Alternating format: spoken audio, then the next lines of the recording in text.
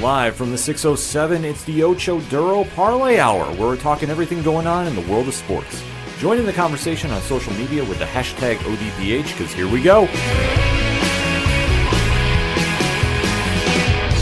Instead of looking deep inside, every word I have to say, keep it simple. Welcome to an all-new edition of the ODPH podcast. My name is Ken M. Joining me in studio, as always, you know him. He's the co-host. Wait for it. His name is Padawan J. Let me talk to you. Yeah, and boy, do we have a lot to talk about. Yes, we do. We have a lot to talk about in the land of movies, TV, comics, and more, plus sports and pro wrestling. This is a fusion edition of the show because there is a lot going on, and when Mother Nature decides to throw us that curveball, we have to adapt. It's now we're not even in the third week of the year. You know, peek behind the curtain, we're recording this on January 17th. So we're just a couple days shy of the start of the third week of the year. We've already had two, I'll use air quotes, major snowstorms. Now, it's not anything necessarily as bad as what they saw up in Buffalo this past weekend, but it's enough to be a nuisance. I'm already over it. Not going to lie. See, I don't mind snow unless I have to drive in, and it kind of throws a little curveball on the plans, and especially with how much content we have been producing between here and Nerd Initiative. Shout out to everybody there. It does kind of make the schedule a little tight. So when we have, road delays, so to speak, and treacherous weather, we have to adjust the schedule. So snowing for 14 hours straight. Right. So we have to adapt on the fly, and that's what you're getting here, a fusion edition of the show. But fear not, we do have another episode dropping shortly after this one comes out with a good friend of the show, Michael Basudel from the Massiverse. Say, I know that guy. Yep, he came by and had a lot of information to tell us about the big year they have in the land of comics, so that'll be coming out shortly after this episode. But we have to get through this one first. But Pat, where does everybody go to find out? ODPHpodcast.com. Right on. You swing on over to the website, you drop the subscribes, the follows, the likes, the shares. It's all in the directory, which has how many providers, Pat? 117,000. Sounds about right to me. Also, while you're there, sign up for all the social media accounts. We have been active on a lot of the new sites like Threads and Blue Sky, getting a lot of followers there, which we do appreciate having those conversations with everybody. The TeePublic store link, there's always something going on there. Always. And then the Patreon link, $1 tier, $2 a month. You can support the show that way and you get some bonus content too. Not sure what we're going to do this month, but we'll do something fun. We always do. Also, the blog section, the classifieds, which has friends of the show, such as Nerd Initiative, like we talked about. 3FN Podcast just celebrated their 300th episode. Wow, good for them. Yeah, exactly. So shout out to the birthday boy himself, Rich, Yeah. Ron, and Diesel for doing 300 Maximum Overdrive. Great episode if you haven't checked it out there, but that's why we have the player right there, so you can listen to the show right there. Boom, it's so easy. Also, Dragon Master Games, so many other great friends of the show there. You can find their links and go support them right there on that page as well. And if you want to talk about supporting some friends of the show, definitely check out the music section. A lot of new stuff is coming from some of our favorite artists like Brian Wolff and the Howlers. Floodlands, Second Suitor, Shout Out the Robots is back in business. Love seeing new music coming from those guys. Also, Tom Jolu. I mean, the list goes on and on. Basically, it's anything and everything that is the ODPH. You can find it at odphpodcast.com. And if you're using hashtags on the socials, remember to use the hashtag ODPHpod. But let's kick this episode off the only way we can. We have to recap a wild weekend. Yeah. Pun intended. In the NFL, wildcard weekend came and went. So, Pat, let's recap it. Yeah, so as we do typically in years past, we're going to go in the order these games were played. So starting off, the first game was on Saturday, 4:30 p.m. Eastern on NBC, and that was the Houston Texans taking on the Cleveland Browns, and the Houston won by the final score of 45-14. C.J. Stroud, 16 of 21, 274 yards passing, 3 touchdowns, no interceptions. Joe Flacco, 34 of 46 for 307 yards passing, 1 touchdown, 2 interceptions. Kareem Hunt led the way for Cleveland in rushing with 8 carries, 26 yards, just 1 touchdown. Devin Singletary led the way for Houston with 13 carries, 66 yards, just 1 touchdown. Nico Collins led the way for Houston in receiving with 6 catches, 96 yards, 1 touchdown. And it was David Njoku leading the way for Cleveland with 7 catches, 93 yards, and no touchdowns. Well, a couple different stories going on with this game. C.J. Stroud is him. Yeah, rookie of the year. You can't say otherwise. Yeah. Sorry, he's got that locked up. Performances like this, if you're a Houston fan, you have to be so excited about the future. Granted, whatever happens next week, it doesn't matter. If they take an L, its season's still a win. Absolutely. And considering you're in what a lot of people considered a rebuilding year, 10 wins and making it into the playoffs and into the divisional round is overachieving. Oh, absolutely. So they are literally playing with house money. They have nothing to lose, nothing to fear. I love the bravado of Stroud. Mm-hmm. He is just going out there and balling. And to take it to a Cleveland defense, which has literally been the sole reason they're in the playoffs. Well, that and Joe Flacco finding the fountain of youth. Well, Joe Flacco has been doing decently. Yeah. But the one thing that we always say is the biggest Band-Aid of all is winning. Yes. He has not had great games. Right. He's had good games. Right. And he's gotten by with that defense bailing him out a few times. It didn't happen this go-round. Mm-hmm. And the thing is, for him throwing 300 yards and having one touchdown is a little deceiving. Yeah.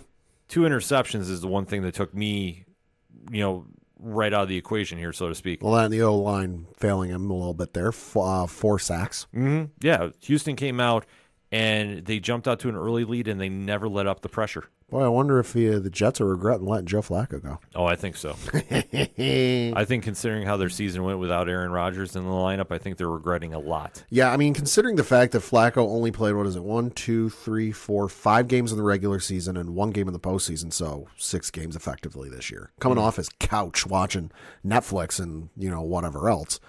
His lowest passing yard total for the season was 254. Yeah. That's not fucking bad if that's your lowest. No, it's definitely not. In Cleveland, I don't say they have a quarterback controversy, but I will. You got a quarterback controversy. But you have to take a look at what you had with him and then with Deshaun Watson, who has a guaranteed contract. You're now a full season into this because you got to remember he missed the first half of last season, and then he missed the second half of this season. So he's played a full season effectively. We'll just say for simplifying everything. Right?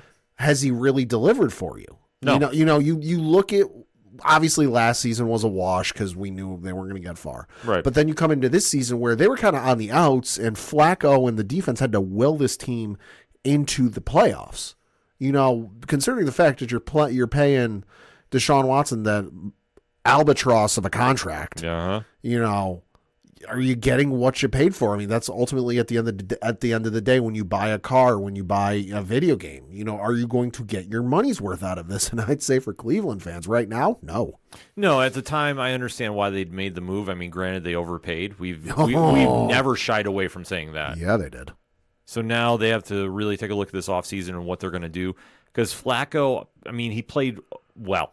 Oh, yeah. Wasn't great, Yeah. but he played adequately enough. Yeah. Especially without Nick Chubb to bail him out in the running game. Right. I mean, Kareem Hunt did okay. Yeah. But the production level, I mean, in my opinion, fell off. So get some O-line help, maybe a couple other receivers in there, because Njoku's good, and Amari Cooper's not bad, but then once you get past that, it's kind of what have you done for me lately? Well, that's a question mark that Cleveland's going to have. But defense is fine. Defense is fine. They had no answer for C.J. Stroud, so that they might have to address a couple players here and there. Oh, yeah. But at the end of the day, I mean, the big win here and the big story is C.J. Stroud. Mm-hmm. First playoff game, really made a statement win. Yeah. Albeit, though, I don't think he's going to have the same success next week. Probably not. He's got the unfortunate matchup of playing Baltimore. Yeah. And we're currently, as we record, it is Baltimore favored by 9.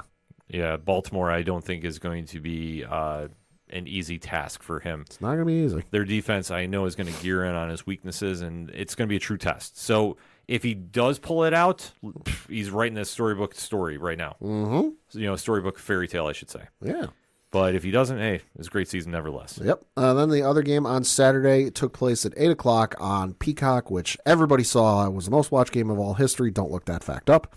Just trust me. Just trust me, bro. Statistician to the stars, folks. You had the Kansas City Chiefs take on the Miami Dolphins in balmy, warm Kansas City. I'm kidding. Because everyone and their mother froze their ass off in what was it? It was like the third or fourth coldest game in NFL history. Yep. Yeah, it was cold. But Kansas City emerged victorious, winning by the final score of 26-7. Patrick Mahomes, 23 of 41 for 262 yards passing, 1 touchdown, no interceptions. Tua Tagovailoa, 20 of 39 for 199 yards passing, 1 touchdown, just 1 interception. Raheem Mostert, 8 carries, 33 yards, no touchdowns. Isaiah Pacheco led the way for Kansas City with 24 carries, 89 yards, 1 touchdown.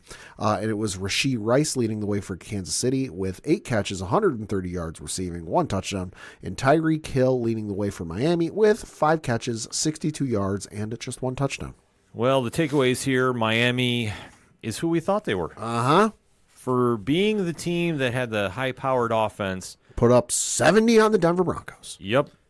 Really struggled against a Kansas City team that is not known for their defense. I mean, Steve Spagnuolo is a great defensive coordinator. Might be the best in the game right now. Might be. Oh, yeah.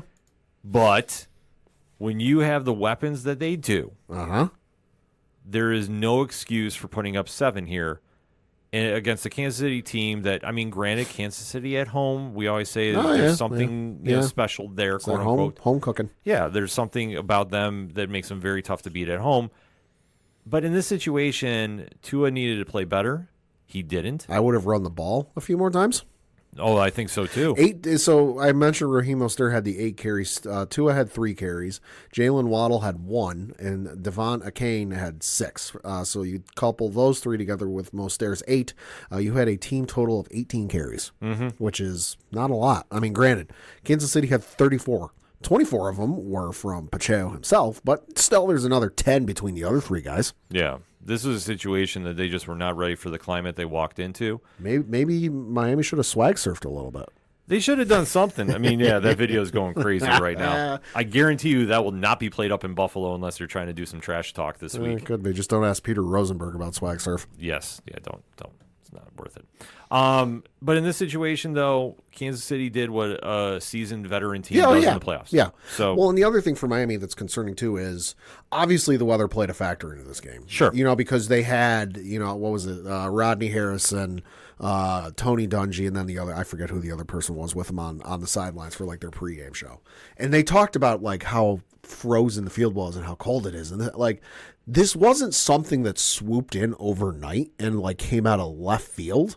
You know, the Pat McAfee show had Jim Cantori on their Friday talking about how cold this was going to be. Like, it was known days in advance how cold this was going to be and the wind and everything else. So, like, I feel like Miami should have gone in with a better game plan than just, hey, we're going to air it out fucking 900 times.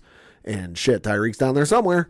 You know, because I feel like if they'd have come up with a better game plan, because clearly they didn't, only 7 points, and that was in the second quarter, they might have made this one at least a little more competitive. it would have been a little more competitive, but I think the problem is Spagnuolo shut that running game down quick. Yeah, that does play a factor. That's something. I mean, you have to think about it. Mostert and Achane was in this game. Like, they were healthy and involved. Yeah. But when Achane only gets 6 carries, 9 yards, Yeah. and Mostert 8 carries, 33, Yeah. I mean, it really threw a curveball and everything. And I just think it was the pressure getting to Tua a little bit. And when you take Tyreek Hill out of the equation, because let's face it, 5 catches, 62 yards is not a bad stat line. No, it's not Tyreek Hill level, but anybody else, it's not bad. Right. But then looking at the rest of that receiving core, Yeah. and especially Jalen Waddle, I mean, if you're healthy, you're on the field. So Yeah. I understand that he was coming back from injury, but still. I mean, at the same token, though, it's also the Kansas City defense where if you want to stop Kansas City's offense, stop Travis Kelce, and you'll be fine. Yeah. Stop Tyreek Hill, force the other guys to step up, and to a larger degree, Kansas City did. They shut down Tyreek Hill because, 6 for 52 is not a bad stat line. Like I said, though, it's not Tyreek Hill quality. Yeah. It's just the other guys from Miami didn't step up. They didn't step up, and that's the whole thing right now is this team was really resting on the fact that Tua has been able to air the ball all over the place. Yeah. You can't do that in the freezing weather. Eventually, the tank runs on empty. Yeah. Like, I'm sorry, you can't do it. And this is a situation for Miami.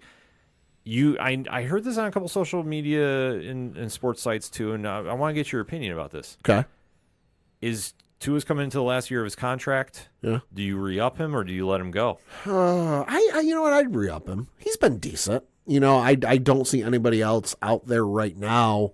either entering the draft this year or potentially entering the draft, say, the year after, that I'm like, you know what, he might be better. I wouldn't give him like a super mega contract. I'd re-up him for something decent, though.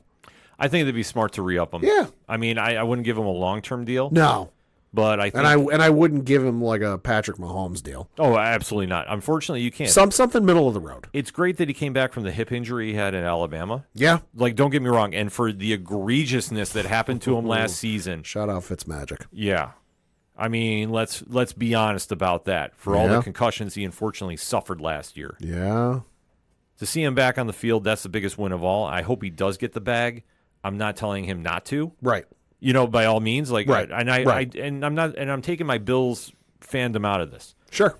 The fact that he's healthy and still playing football is the biggest win of all, and I'm happy to see him do that. Absolutely. I would like to see him get paid, but I just don't think if he's in the current system that they have set up in Miami, I just don't know if he's the guy. Yeah. I think he could prosper somewhere else. Yeah. If you want to ask me, I mean, you can honestly throw him to a handful of other teams. Oh, yeah.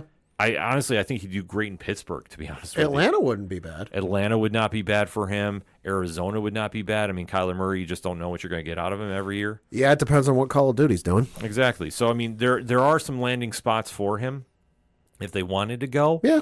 And I think he has to do his best for him, and I just don't think he's going to get there with the current setup that they have in Miami.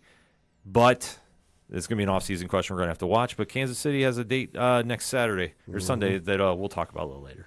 Yeah, so then we're moving into the Sunday games, which this one took place 4:30 p.m. Eastern on Sunday, where you had the Green Bay Packers taking on the Dallas Cowboys. And the Green Bay Packers emerged victorious, winning by the final score of 48-32. Jordan Love, 16-21 for 272 yards passing, 3 touchdowns, no interceptions.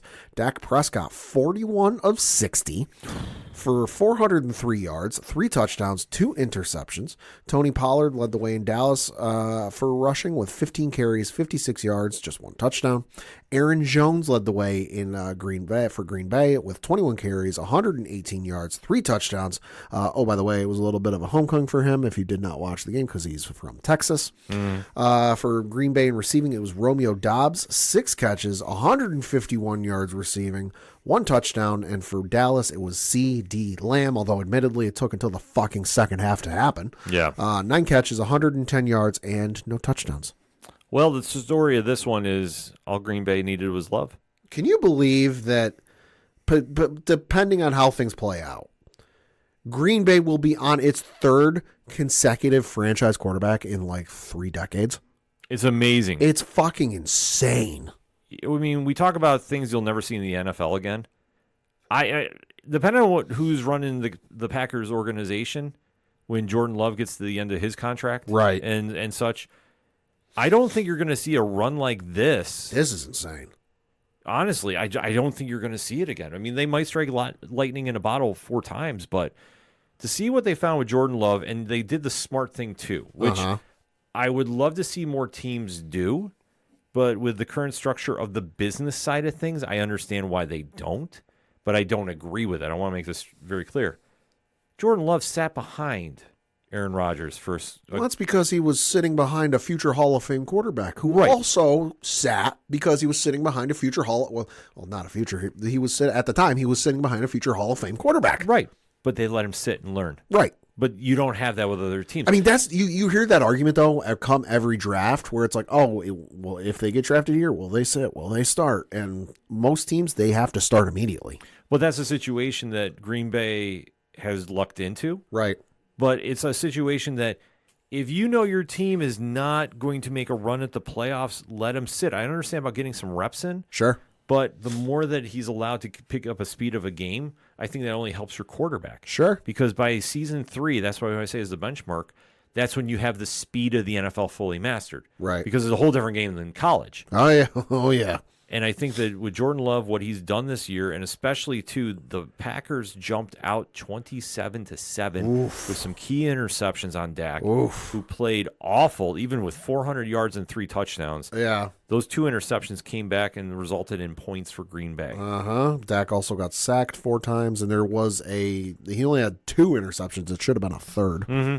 But it's a situation that for Dallas, who is a very well-rounded team. Undefeated at home. The stats they were putting up at home on offense or whatever the hell it was like the best for the team since the 60s. Mm-hmm. I turned the game on, when it got time when was watching with my fiance.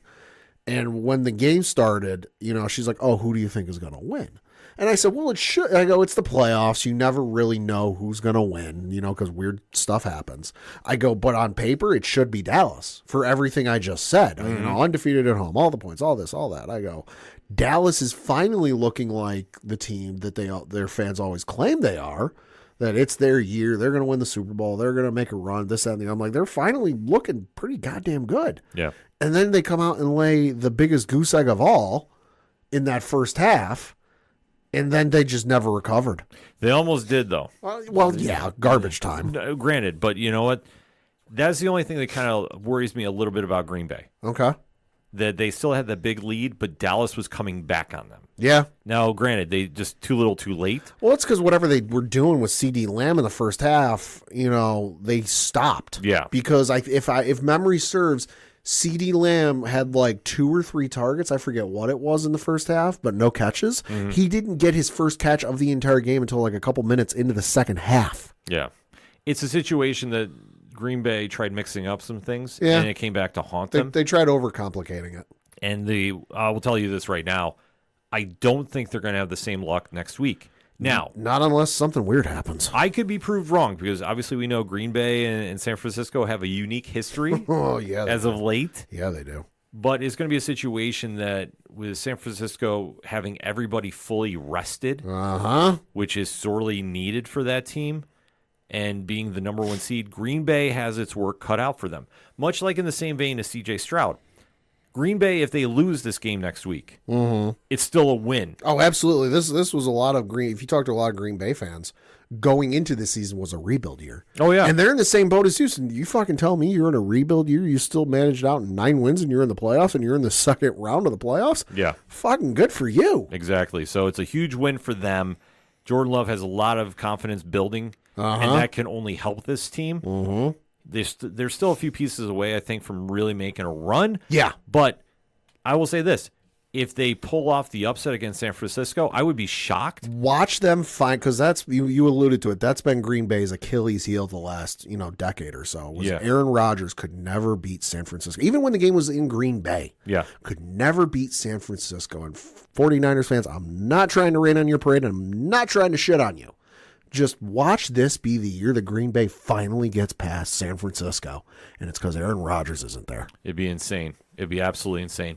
But we'll have to wait to see what happens there. And in Dallas, I mean, the only questions you have now is Mike McCarthy. Get rid of everybody. Yeah, Mike McCarthy, I think, has got to be gone. McCarthy's got to go. The defensive coordinator's got to go. Dan Quinn? Dan Quinn's got to go. And listen, I know a lot of Cowboys fans are saying certain former New England Patriot head coach Bill Belichick. He's not going there. He's not. You and I both agree he's not going there. No. And there might be some Cowboys fans listening to us in the car who might have done an accent. Hey, easy there. Sorry, Dre. Keep your hands on 10 and 2 and watch the road. But for as much sense as that makes on paper, you look at how Belichick operates behind the scenes and how much in control he wants to be in the personnel side of things. And I'm talking coaches and players. And then you think of how in control Jerry Jones is. That is water and oil, and that don't mix. It's a recipe for disaster. I fully agree with you. Bill Belichick wants to be in control of who they draft, when they draft them, and who they take on offensive coordinator. And every other, coaching position in the team. And Jerry Jones wants to do the exact same thing. So it's one of those situations where you think you and another person might be good in a relationship together until you actually try playing it out in the relationship and it doesn't work out. Yeah, this is a situation that for Dallas, I mean, if they kept, there's better candidates. Yeah, I mean, I think McCarthy's time is up, though, but it's a situation of who you got out there. I tell you this, if Washington is asinine and doesn't give Bieniemy the head coaching job, boom. That'd be brilliant. There you go. It'd be brilliant to do because your defense is solid. Yeah. But you got to get that offense retooled. And if Dak's the guy, which he should be, I don't fault this so much on Dak as just McCarthy needed to do something to switch the momentum up. And I'm sorry, McCarthy has to go because you had Kellen Moore there last season as your offensive coordinator, and then you fired Kellen Moore because, McCarthy can do a better job. He's going to do all the play calling. Yep, and then you fucking come out in this performance? Yeah, against the Green Bay The defense. rest of the season notwithstanding, because, yes, it was a great season. Yes, it was great statistically. You know who else had a great season statistically? The 2007 New England Patriots. What are they remembered for? Losing in the Super Bowl. Indeed. Dallas Cowboys. Cowboys fans are obviously going to remember this season for, we were 16-0 in the regular season at home or whatever the fuck it is. And all the statistics they put up, what the vast majority of fans, you and I, Coach Duffy and everybody else, what are we going to remember about the Dallas Cowboys from the season? They lost to the Green Bay Packers at home. The Green Bay Packers have more wins in AT&T Stadium in the playoffs than the Cowboys do. Yeah.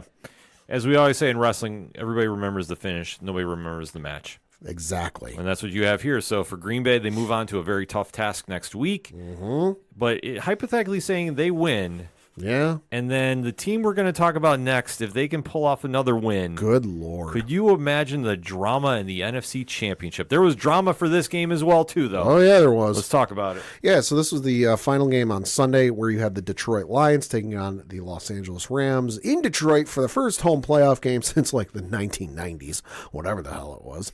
Detroit pulled off the win, but winning by the final score of 24-23. Jared Goff, 22-27 for 277 yards passing, 1 touchdown, no interceptions. Matthew Stafford making his return to Detroit for the first time since being traded away. 25-36, 367 yards passing, 2 touchdowns, no interceptions. Kyron Williams led the way for Los Angeles in rushing, 13 carries, 61 yards, no touchdowns. David Montgomery led the way for Detroit with 14 carries, 57 yards, just 1 touchdown.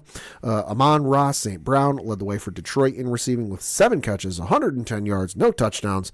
And then for Los Angeles, it was Puka Nacua with 9 catches, 181 yards receiving, and just 1 touchdown. Well, this was arguably the most entertaining game of the weekend. Uh-huh.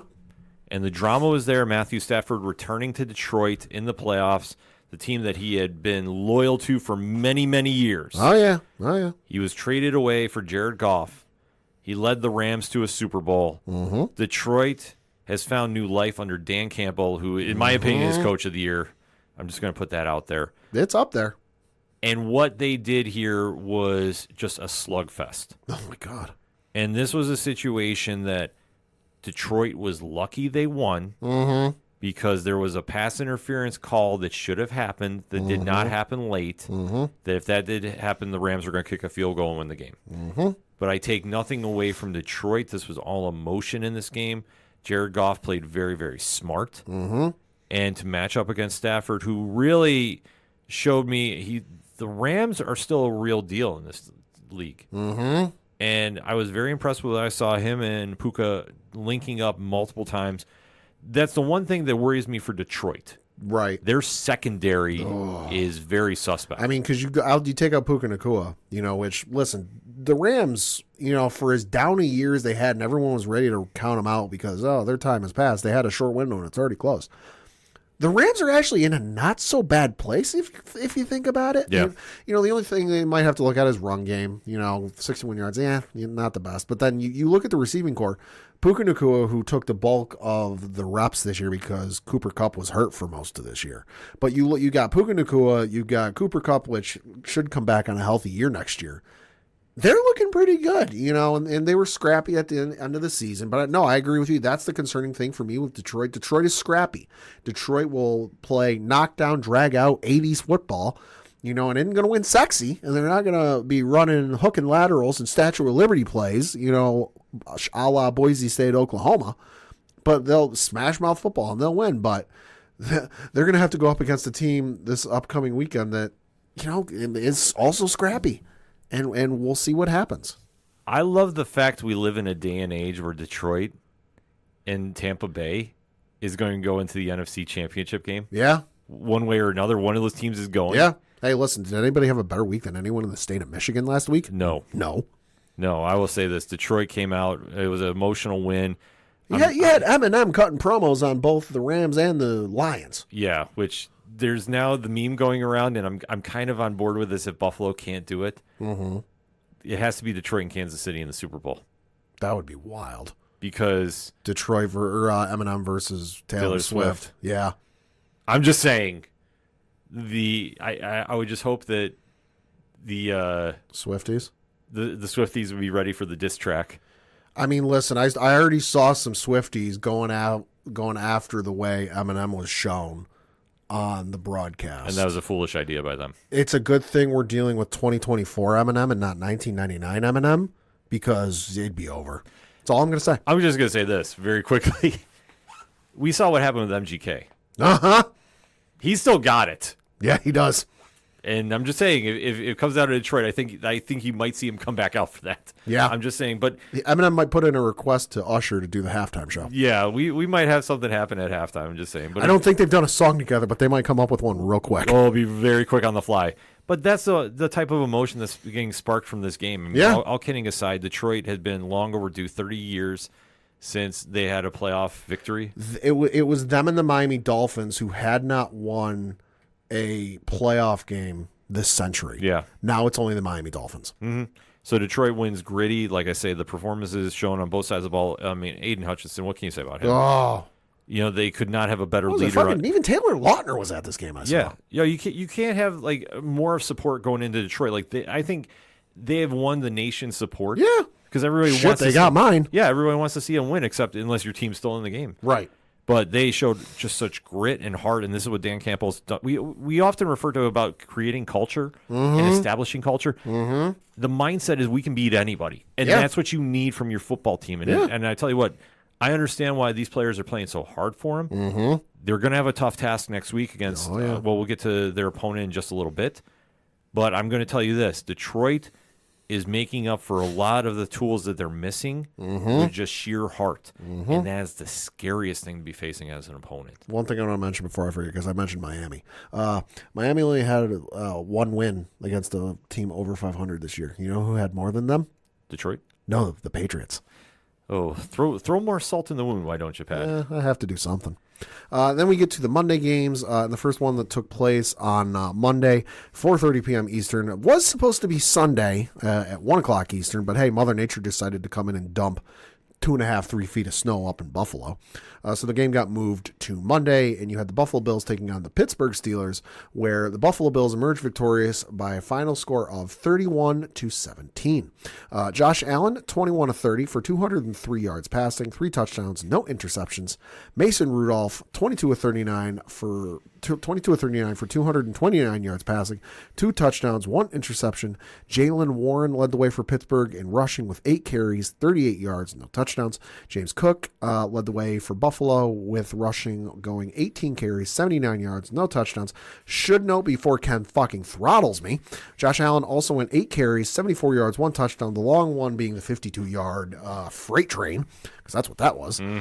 Buffalo receiving, it was Dalton Kincaid. 3 catches, 59 yards, just 1 touchdown. And for Pittsburgh, it was Pat Freemuth going 5 catches, 76 yards, and no touchdowns. Well, a lot of storylines going on with this game. Obviously, the snowstorm of snowstorms in Buffalo delayed the game a day. Yeah, and hey, Buffalo ownership, work on getting that stadium cleared next time a little quicker, because that was slightly embarrassing. Just saying. Well, before I get into the game, I'm just going to kind of make an editorial piece. Okay. Strictly opinion. I understand that with the new stadium, they were against putting a dome on. But this is also a situation that I think games like this prove that maybe, just maybe, the ownership group and the city of Buffalo need to go 50-50 on a dome. Because this was fucking embarrassing. Well, it was to watch. It was embarrassing for the simple fact of how many people got hypothermia or were sick from it. If I'm not mistaken, I know there's a lot of people that got sick. Well, and the one thing we got to clear up too is there was a lot going on of, oh, hey, the Bills are offering $20 an hour, and anyone that's down to the stadium that wants to shovel. Okay, yes, that was true, but it was only to the first 200 people who showed up, and if you were registered online to do so and could prove with a driver's license or state ID. So if you just showed up with a shovel looking to get $20 an hour and you weren't registered, they were going to turn you away. But now I understand it took them so long because it was snowing for fucking like 24 hours or whatever insane amount it was, over the course of from Saturday into Sunday. But then at the same token, the fact that it wasn't until a couple hours before game time on Monday that the field was finally cleared, but then you only did, according to photos I saw, you only shoveled out the club seats in the stadium and you left everyone else to their own devices. There was one video circulating around of a Buffalo Bills fan with 2 pieces of cardboard, and I'm talking like a box of cereal that comes in your grocery store before they put it on the shelf. It was 2 boxes about that size, medium-sized boxes, not huge, folded up that they were using to shovel their own seat with. And then there was another video of a gentleman who was there, who was a Steelers fan, was there with his 2 kids, who was knee deep in snow, just slushing through this thing to try and make a path so he could get to his seat. Yeah. That's just a terrible look. Yeah, I mean, there was a lot going on with that. Like I said, I've seen differing reports saying about fans treated for it wouldn't surprise me. Hypothermia and all that. And that's why I'm saying I understand about the home field advantage with the snow and the cold, and I get it's football. Yeah. But at this day and age, I know the stadium hasn't been built yet. Mm-hmm. Maybe this is something to consider. Right. Because if you're going to have more situations like this because of where you are geographically. Sorry, I get a little emotional when I start talking about this. Look up a map of where Buffalo is. They're right on the fucking one of the Great Lakes here in the States. And when that lake effect snow starts cranking up, it's like a fucking snow machine at your local ski resort. Yeah. It is going nuts. So, I mean, that's something they're going to have to take a look at because I think we saw with this game. I'm right. sorry. No, the only thing I know with their new stadium, because I was looking into if they're going to put a roof on the new stadium or not. They're not, but according to some reports I saw, the new stadium is going to have an overhang of some sort, which reportedly is going to cover some 60 to 70% of the seats. That's still leaving 30 to 40% exposed. Yeah, which, I mean, it's something, but we're still in the planning stages. Right. If they really push the issue, and if I'm the NFL, I might maybe give it a nice nudge. Shit, if I'm the owner, I'd fucking cover it myself. Well, it's just, do it as a tax write-off. Well, like I say, with that side of the business things, there's a lot more moving parts. Sure. But because overall, I think that this played a big factor in this game. Oh, yeah, it did. Because the one thing that I noticed, and I don't know if you did too, Pat. Okay. When we saw a lot of these players hit the turf being tackled, mm-hmm. did you not see a lot more injuries? Oh, yeah. Why do you think that was? The field wasn't 100% cleared off. There were still some patches of ice and snow. Yeah. That worries me for player safety. Mm-hmm. And I think that we saw a few instances of that. Oh, yeah. I know Stephon Diggs was real shaken up. Bernard was shaken up on his leg too, which as far as I've heard, he just has a mild sprained ankle, which is good compared to what it looked like. Yeah. This is going to be a situation for the Bills. If they're going to face the Chiefs now, they need to be at 100%. They need to play an excellent game. And they did play a great game here against Pittsburgh. Albeit, though, the only thing that scared me is when Tyler Bass got a field goal blocked. Mm-hmm. The momentum shifted, and it took them a while to kick back into gear. Right. And that's something that I was not feeling so comfortable about. Mm-hmm. Albeit, though, they hung in there. They made some plays late when they needed to. Yeah. Josh and the rest of the offense looked great, except for a couple drop passes here and there, but it happens every game. I'm not going to complain. Yeah. And this is going to be a team that I think can make a deep run. It's going to be a test, though, against Kansas City. Oh, yeah. That's going to be something because when you're relying on Josh to really kind of bail you out, even though James Cook had a great game running too. Oh, yeah. We have to give him his credit. 18 for 79. Not bad. No, but I think this is a lot of situations where Josh showed the Josh of old. Yeah. He was very careful with the ball, and he needs to be against Kansas City. They got a legit chance to beat him outright. Mm-hmm. It just depends on what Kansas City team shows up because this is going to be away from home. Mm-hmm. It's a whole different ball game, and I think this is a situation that for the Bills, they need to make a statement win. Yeah, no, I mean, this game went about the way I thought it would. I figured if the game was played on Sunday in the middle of the blizzard, it might go Pittsburgh's way, just because when it comes to running backs, I like Najee Harris and Jalen Warren better than I do anybody from Buffalo. Sorry, but when it comes to the tail of the tape, I'm picking them. True story. But since the game was moved to Monday and by then the snow had let up, all you had to deal with was just kind of the cold weather that came out on the back end of it. I went, okay, yeah, no, it's probably going to be Buffalo, and Buffalo, it's going to be an interesting test this upcoming week, and the other thing too, I would recommend is, hey, Buffalo, you might want to coach your players on some stuff you say in the media, because I know there was a Bills player on Pat McAfee's show on, I want to say it was Monday or Tuesday. And they brought up the whole Josh Allen 52-yard run, and at one point he went for a slide, and the Bills player said, we've been trying to convince that fucker to do that for a while. Not necessarily the thing I would want to hear one of my own teammates saying in the media at some point, when it comes to Josh running, but but no, go ahead. No, I was going to say that's not too bad though. No, because you know what? It's not ideal, but it's not great. But you know what? That's not a call out more than likely. Granted, I've been sitting there telling him stop hurdling people. Yeah. For the life of me for a few seasons now. The fact they've been telling him to try to slide, I think, is a good idea too, because he runs very recklessly. Yeah, and then like you mentioned, they're going to have a tough task this upcoming weekend against the Kansas City Chiefs. The game is in Buffalo, where, oh, by the way, and I'm reading this from the National Weather Service in Buffalo official Twitter account, quote, here are updated forecast snowfall totals, forecast snowfall amounts, excuse me. Yes, folks, they're getting more snow up in Buffalo. Goes on to say, this is the additional snowfall that is expected from 1 p.m. this afternoon through 7 p.m. Thursday.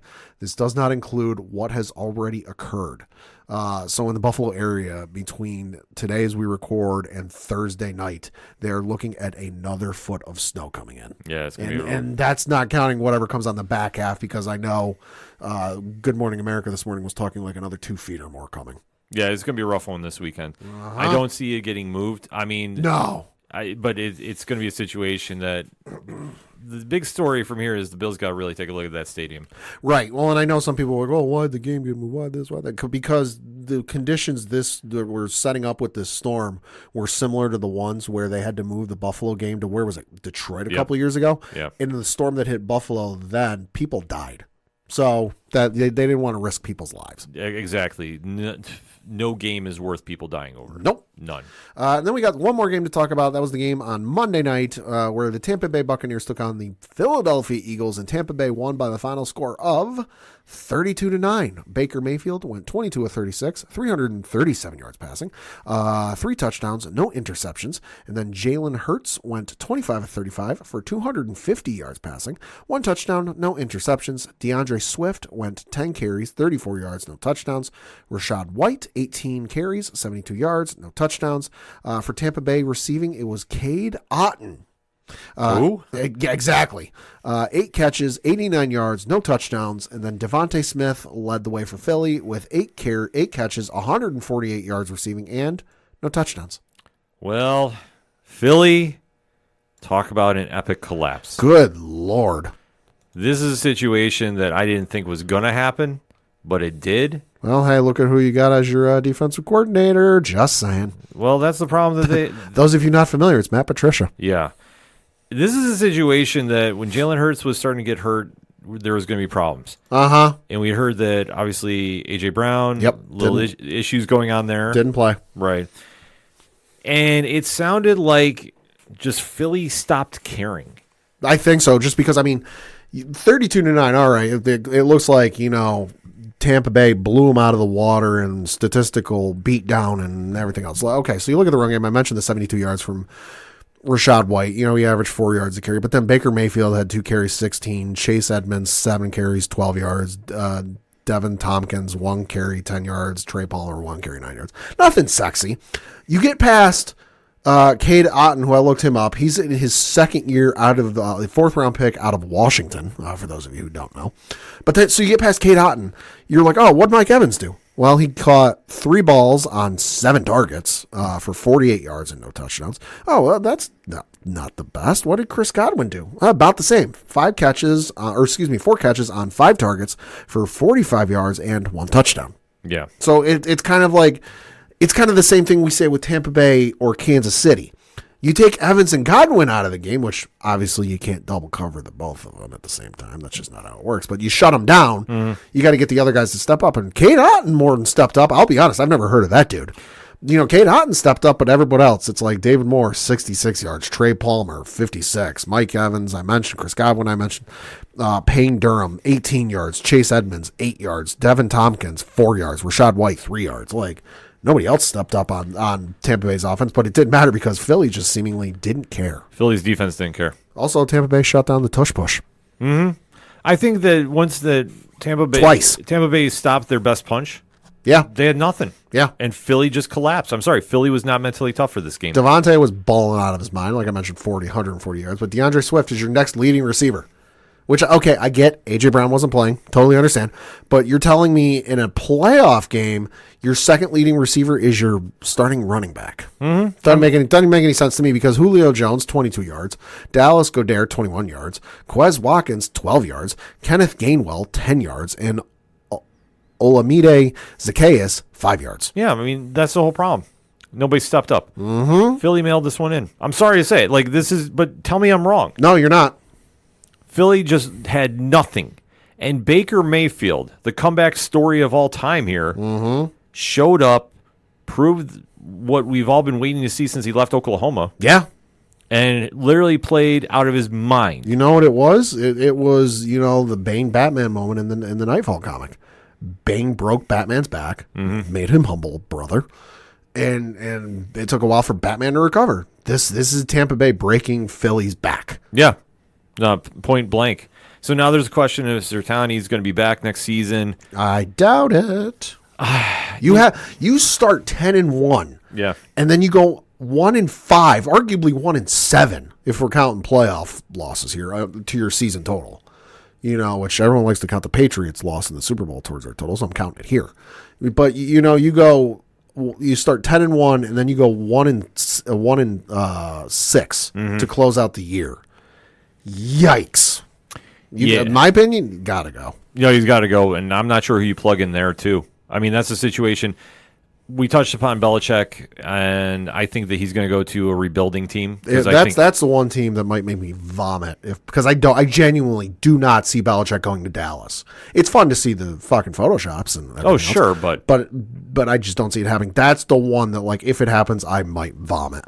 Yeah, if he goes to Philly, that could be interesting. But I don't think he does. I think he goes either Chargers or Atlanta. Probably. I think he wants to rebuild a team, and if he can do this on his own, he's got to have enough parts there to get going. Mm-hmm. Atlanta would have just a lot of picks, if I'm not mistaken. But probably. Other than that, I mean, I don't really see the drive there unless he has complete, full control, and that's all he's looking for at this stage. That's what he's got to have. I don't know if he'd have that in Philly, but Philly would be a situation where he's got a great defense if he can will something out of them. And that offense is going to need some work. Yeah. Just point blank because, I mean, Jalen Hurts did not play great, but nobody else on that team really stepped up, in my opinion. So right. Well, and you got to wonder how much the finger played a factor. Yeah, that's true. That's what I think. A lot of it did, but, I mean, what other option did you have? Not much. That's the problem. So when you don't have any options, you got to go with what you got, and if it's not hot, it's not hot. Mm-hmm. That's what Philly is going to be outside looking in. Detroit versus Tampa Bay this coming weekend.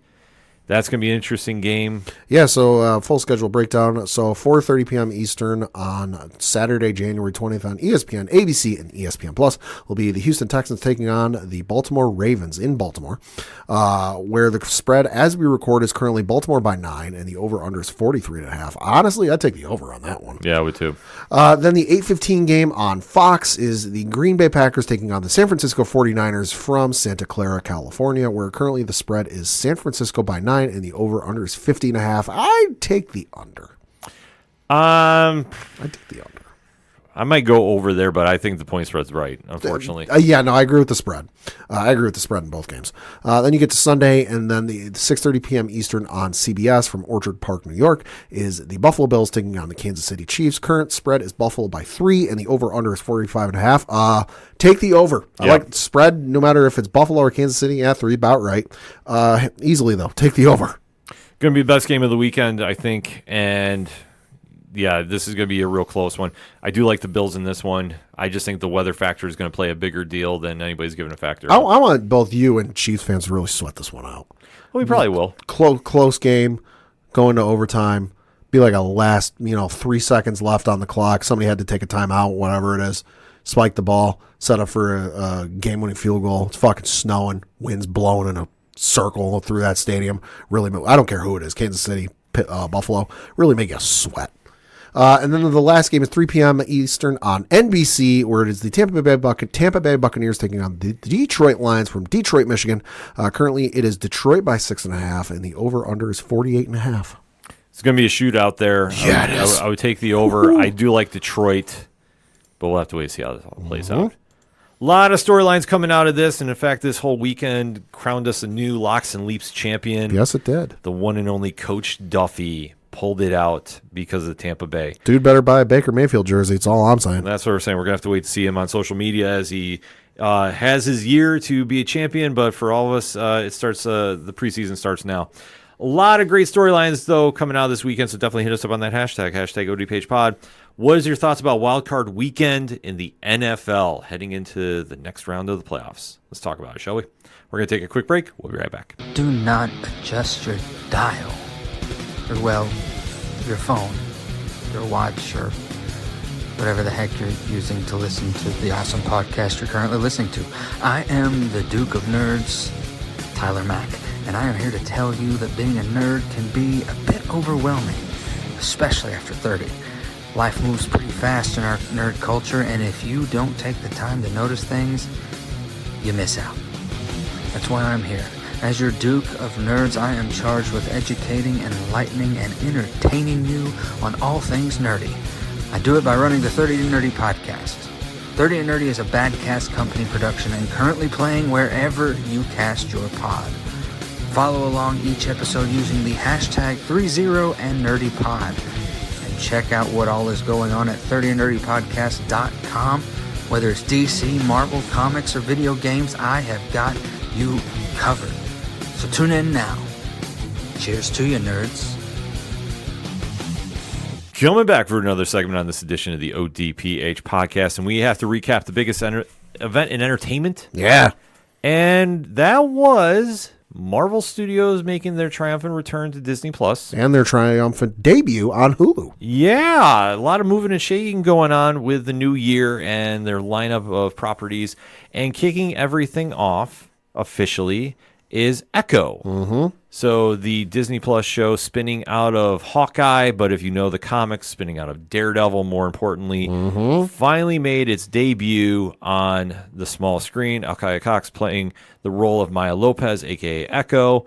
Vincent D'Onofrio reprising his role as Wilson Fisk, a.k.a. Kingpin. And the story of the character that is going to be really featured, I think, in a lot more of the next phase of the MCU. A lot of street level stuff. Yes, I think we're going to see a lot more of that take place, and that's always a good thing.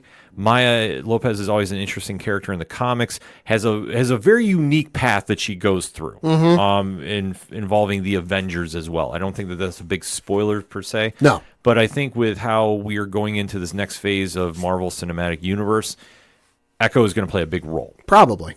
So what we're going to be doing is breaking down the season that was, kind of give like our good, the bad, and the about it. But as we always like to do, if you're new to the show, first and foremost, thank you for checking us out. What we like to do is give you a spoiler-free statement of this show what we're going to be talking about. Then we're going to give you a countdown. If you haven't seen the show and you don't want anything spoiled, Pat puts right in the liner notes what time we start talking spoilers. So you can duck out, do what you got to, and then jump back in and get the full conversation after you've caught up, because we don't want to ruin anything for anybody. It's granted, it's been a week, but still, I know a lot of fans still have not officially seen everything yet. People have been busy. Right, and there's a lot of stories coming out of this, too. Yeah, there is. So we're going to give you a little speculation on where we think everything's going with that. So that being said, Pad, give me your spoiler-free statement on the series 1 of Echo. I thought it was good. You know, it was something a little different than what we've seen previously, even from the Netflix shows, you know, the Daredevil and Jessica Jones, Luke Cage, Iron Fist, Defenders, and then also Punisher. And it was also different from what we've seen on Disney Plus, you know, with, you know, Falcon Winter Soldier, WandaVision, it was kind of in the same vein as Hawkeye, but it was still different enough that it didn't feel like, you know, a season 2 or season 1.5 of Hawkeye. You know, and I enjoyed it for the most part. It certainly had its points where I was like, what are we doing? You know, where is this leading? But overall, I enjoyed it. You know, it's not one I would necessarily like go out of the way to rewatch again anytime soon. But if I'm, you know, down the road looking for something to watch and, you know, I'm out of ideas of what to watch, or I somehow run out of things to watch because I've watched everything I want to watch, I might give it a rewatch. I thought it was a great gateway into the next phase of the street levels. I'll just say the Defenders universe. Yes. That I think now making that transition into the official Marvel Universe canon. Right, and this is something I feel we should mention because I don't remember them ever saying this, and if they did, I missed it. This is a Marvel Spotlight show. Yes. So this is a show that, as we alluded to in a previous episode, you don't need to have seen every other single Marvel movie or television show to understand. It doesn't hurt if you've seen Hawkeye, but you don't need to have seen Hawkeye to understand what's going on with this. So this is a show that if you're kind of falling off the wagon, so to speak, with the Marvel shows, just because they're not that good anymore, and you want to give this a shot, you can give this a shot without having seen everything else. Yeah, I think the Spotlight series, we saw it with Werewolf by Night. Yep.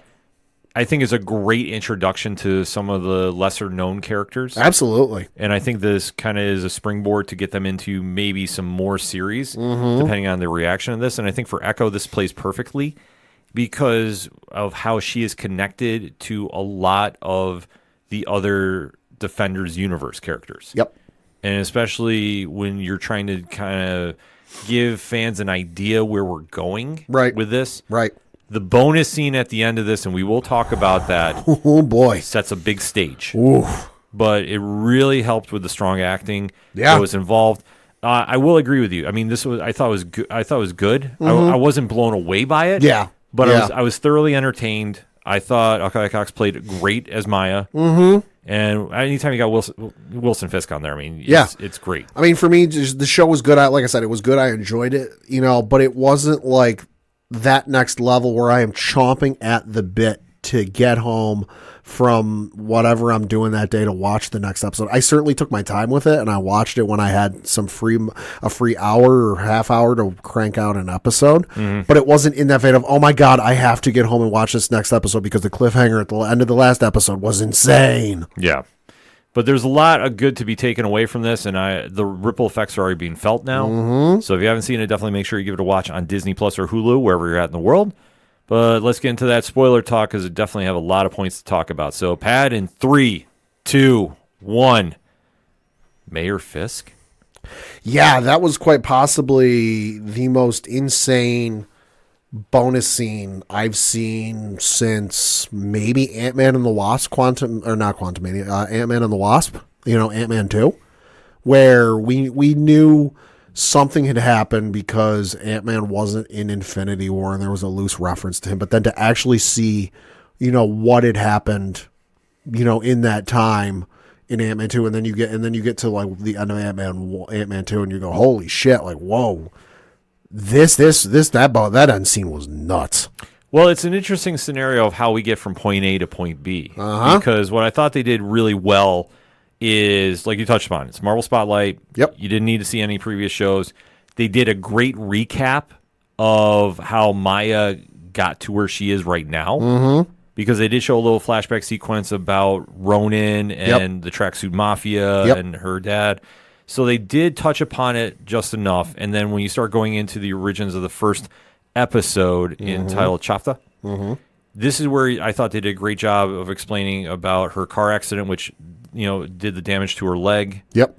And then you start seeing about how she was moving from her hometown of Tamaha, Oklahoma to New York City because her father, William, was getting closer to the Kingpin. Yeah, he was making some friends with some not so nice people. Right. Zahn McClellan, who played her dad, I thought did a really good job about trying to establish this first because he didn't get a lot of screen time at first. No. But seeing the family reaction as he's getting, involved because the whole accident was because somebody severed the brakes on the car. Yeah.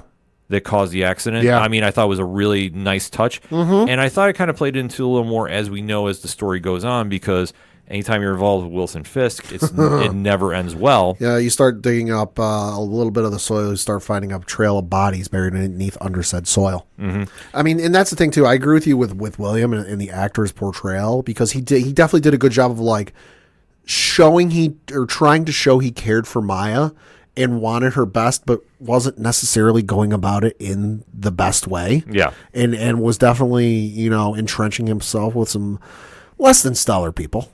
And plus, it didn't go over the top with Kingpin either. Yeah, which was nice. Yeah, it was just kind of was a subtle nod in there. But as you start seeing when more is happening after her father's death, Fisk is now training Maya to kind of fill in that role of the enforcer. And I agree with you with Kingpin, and they've handled Kingpin phenomenally with this whole miniseries because they could have easily gone like Ultimate Spider-Man, the comic series from the 2000s, and had him come in and crush some dude's skull, and I'd have been like, no, yeah, that's Kingpin, that makes sense. Yeah, but he played the part of the Kingpin, and I want to run everything. I want to have my finger in every pie I can possibly get my finger in, but I also don't want to get myself dirty.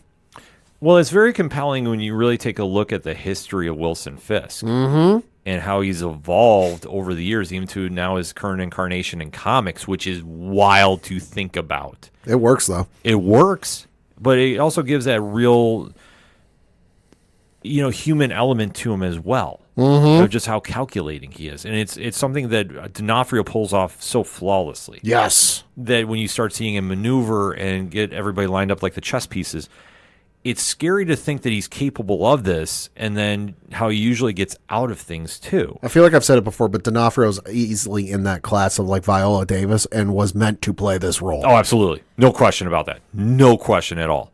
Because then even when you see the initial encounter with Maya and Charlie Cox's Daredevil, which is a great sequence, happens quick. Yeah. They don't really dive into it. I love the fact that they went to the red suit instead of the one that we saw in She-Hulk. Yep.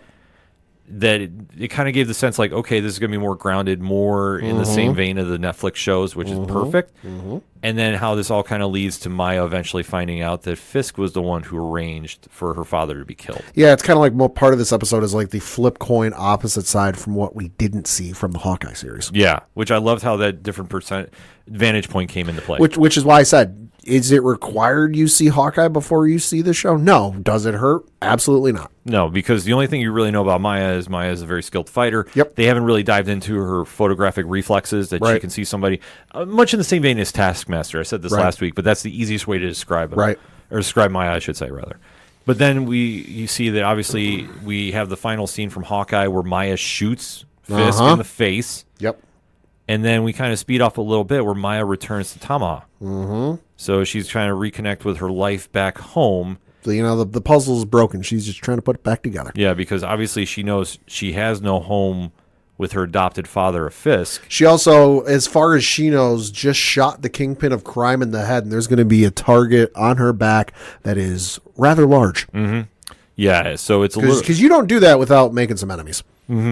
So it is a little crazy to see this take place, and then we see that Wilson Fisk obviously survives in the hospital. Right. So this is where you kind of see like the little eye patch he has going on too. And like I say, does tie into the story we talked about on Turn a Page, actually, Parts of a Whole. Which if you haven't read Maya's origin story, it's an excellent Daredevil story. So you definitely want to check that out. And then as the story kind of progresses, she's going back home, reconnecting, and obviously trying to avoid the Kingpin's grasp. Yeah, because it seems like, having come home, it sounds like she hasn't been home since she initially left, which we saw in that like one scene in the first episode.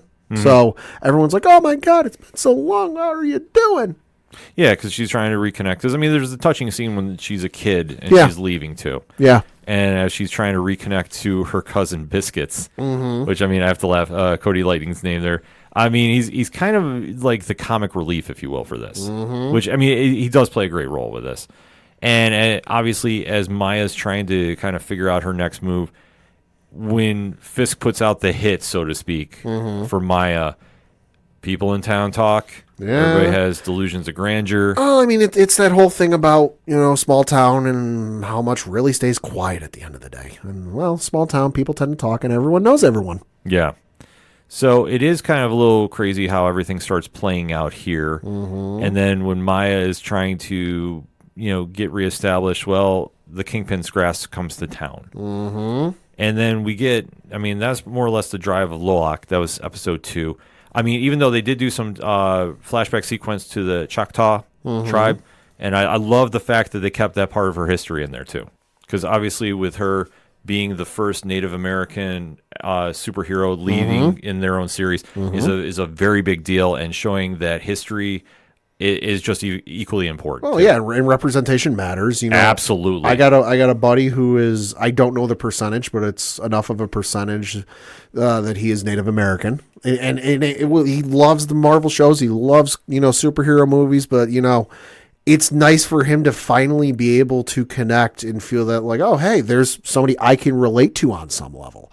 And I've had the fortunate, slight side story, but I've had the, fortunate experience to go out to the American Southwest and see some of the Native American, stuff out there, the various sites and, experiences and stuff. I've gotten to sleep outdoors in much the same fashion that they did, way back when, and it's awesome to see. And I love that stuff. And just to get to see this stuff, on screen in an awesome way was just so cool to see. No, absolutely. I thought they did a masterful job with it and really, portrayed it very respectfully and made it such an equal part of the story too with Maya. And I loved how they set it up because it provided a nice balance from what was going on with the Kingpin. Because I mean, still, the show could have really just been straightforward. Kingpin sending forces, Maya fighting back. They didn't do that. The whole thing could have been set in pick one of the boroughs in New York City. Yeah. And it was just her lying low, trying to evade Kingpin forces or the power vacuum that would inevitably open up because the Kingpin's quote-unquote dead, and everyone assumes he's dead, and then he makes his triumphant return, because it's only 5. This series is only 5 episodes. And then we'll just say partway through episode 3, he makes his triumphant return on screen. Oh, you thought I was dead. No, they could have easily done that, but they decided to take it in a different direction. And really take, a slight risk with it, because not everyone's going to connect with this. Not everyone's going to understand it. Not everyone's going to feel like, oh, hey, this is cool to see. But it worked. Oh, it absolutely did, especially, too, when it like we say, it provided a nice counterbalance to what was going on with Maya's uncle, Henry Lopez, who's played by Chasky Spencer. And obviously, he is the owner of a roller rink down there. Yep. But there is still a connection with Wilson Fisk, because Wilson Fisk reaches outside of just New York City. Yeah, he does. He's got long tendrils, if you will. Yes. So when an employee snitches out that Maya is here, this is when the forces come down and provides one of the more insane action sequences going on, because Maya has been fighting a lot of forces. And I don't think you'll listen to the song Dragula by Rob Zombie in the same manner. Greatest music cameo, or whatever you want to call it, in TV history I've seen in quite some time. Yes. Oh my God. Possibly, the last great musical cue I can think from a TV show was, I think it was season 2 of, what was it? The Netflix Umbrella Academy, where they did Queen, Don't Stop Me Now. Yeah. Like, that was the last great one I can think of. Yeah, no, it was a perfect sequence, too, because while the fight is going on, while Henry and his daughter Bonnie, played by Devery Jacobs, is being held hostage, Maya is taking everybody out single-handedly in a laser tag scenario. It's perfect. So good. It's perfect, but this obviously buys some time for them to escape, but then again... Do you ever really escape from Kingpin? Exactly, too. So this is where everything kind of picks up in Tuklo, episode 3, and when this all happens, who finally shows up in Oklahoma but Wilson Fisk. Yep. And then, like I say, for Taloa, episode 4, we get like a mix of, a little backstory involving Maya, especially this is one that we saw too in the trailers with a very young Maya as a child trying to get ice cream. And when the vendor is not respecting her, a little bit of a jerk. Yep, Fisk goes off. And, understandably so. Yeah, understandably. Like I say, the one thing that they really did a nice job with D'Onofrio's character here, and this is something you see in the comics when it's done well, it's very good, is the Kingpin is more than just, I'm a bad guy.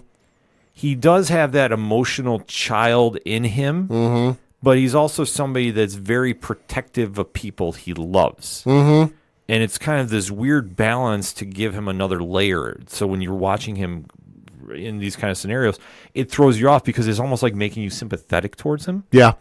So then when you see him do very bad things later, it's like, well, I don't want to root against him. It's like the Malfoy family in Harry Potter, where we know what awful pieces of shit, they are, and just how evil they are and everything they're absconded in. But then at the same token, though, there's like points in the series where like you find out, oh, they made a generous donation to the hospital that, all the wizards use. And like, oh, that's really nice. But yeah, no, you're still a piece of shit. Yeah.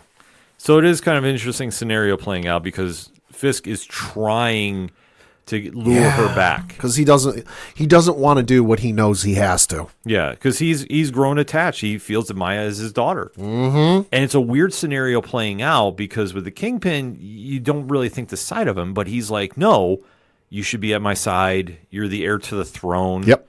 and really tries selling this. And Maya is just saying, like, how far can I keep running? And it really kind of messes her up about where she's trying to go. Yeah. And obviously knowing that, the residents in Oklahoma there are going to be literally caught in the line of fire, it adds more pressure to her character. Well, and especially at this point, some people are like, some of Maya's immediate friends, family, or whatever are like in the loop on what's going on. But then even some folks, not necessarily directly related, but like related by association, are starting to pick up that something's going on. Because it was Biscuit's mother, grandmother, whatever the family relation was. Shula, who's played by Tattoon Cardinal. She lent Biscuits her car, truck, whatever it was. She's like, oh, and she's talking to a neighbor. And she's like, oh, like she's going out to get her mail. And she's talking to a neighbor. And, oh yeah, I let my son Biscuits, borrow the car, blah, blah, blah. And then he brings back the car after an incident with Maya and Kingpin's forces. And like the front bumper is barely hanging on to the rest of the car. And he's like trying to sneak back in before she can see the car. And he drives right by him. So it's like stuff like that like, okay, the town is starting, because it's a small town. Everyone knows each other. Everybody talks, it's starting to leak out that, like, okay, things are not exactly stat quo. No, they're definitely not. So when you start seeing these scenarios play out, it's just adding more tension as things are building, especially to, like I say, episode 4 might have been my favorite one. Yeah. With Taloa, because it was a lot more D'Onofrio and Cox going back and forth with the dialogue. Yeah. And really, you're trying to see that Fisk is just wheeling and dealing as much as he can, even saying to the point, well, the only reason I killed your father is because he was beating your mother. And they have this hotel confrontation, and he's like, literally, you have to leave with me, otherwise you know what's going to happen. Yeah.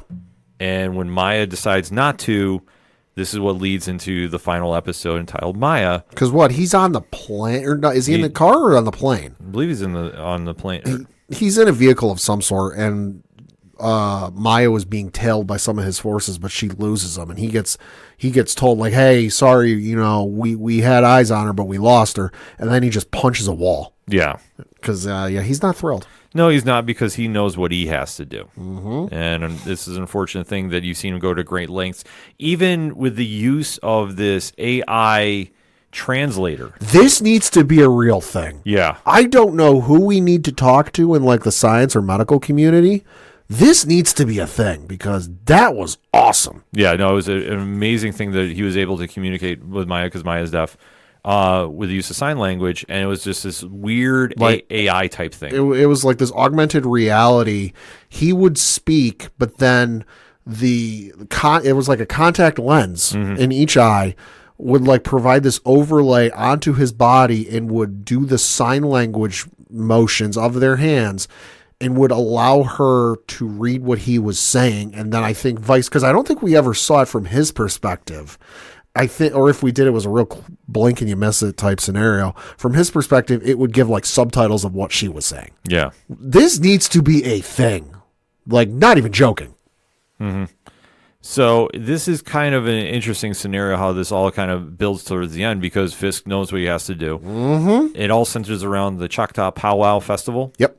And this is where Maya makes her final stand, because obviously Fisk is going there and he's going to take out everybody and anybody that's there.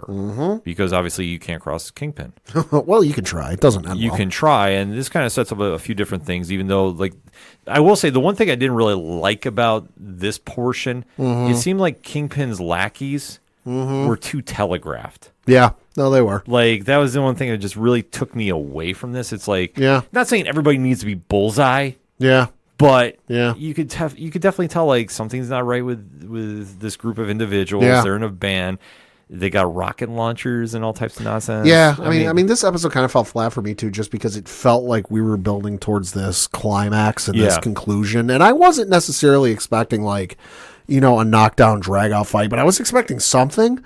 And it's kind of like, they were blowing the balloon up, blowing it up, blowing it up, blowing it up. And then instead of the balloon popping, and the popping in this case being the explosive action and the fight sequence, it's like they let the balloon off, the little thing that pumps the air into the balloon, and it just kind of spit and sputtered away. Yeah, because, I mean, that's what really happens here, because when Maya tries making the play, and you see Kingpin kidnaps Maya's family. Yeah. And this gets kind of crazy, where she taps into the powers of the Choctaw, of her ancestors. And really, like, it shows them almost like using like the photographic reflexes, so to speak, of the past. Like, I really like the interpretation of the powers here. I do too. Like I say, so it really played in a point. And then this is where Maya kind of flipped everything. And I thought, I understand why they did this, but it was kind of like almost reminded me like Ghost Rider and a Penance Stare a little bit. Okay. Because Maya winds up trapping Fisk in his own memories of Fisk crying in a corner while his father was being his mother. And it was just something to like The side we haven't seen before. Right. Yeah, no, we definitely haven't seen that. And it was kind of an interesting play that they did. But when everything is all said and done, and we're talking about like everything's upset with the monster truck rolling over the van of the thugs, and the rocket launcher shoots a firework off instead. Like, I thought they kind of just tied it up too nicely. But at the end of the day, Fisk takes off and escapes the police. Maya says her goodbyes, and she's leaving for parts unknown. And that's like literally how it ends. But then there's the bonus scene that really, I thought, salvaged a lot from the finale. Because, Pad, what are we watching unfolding?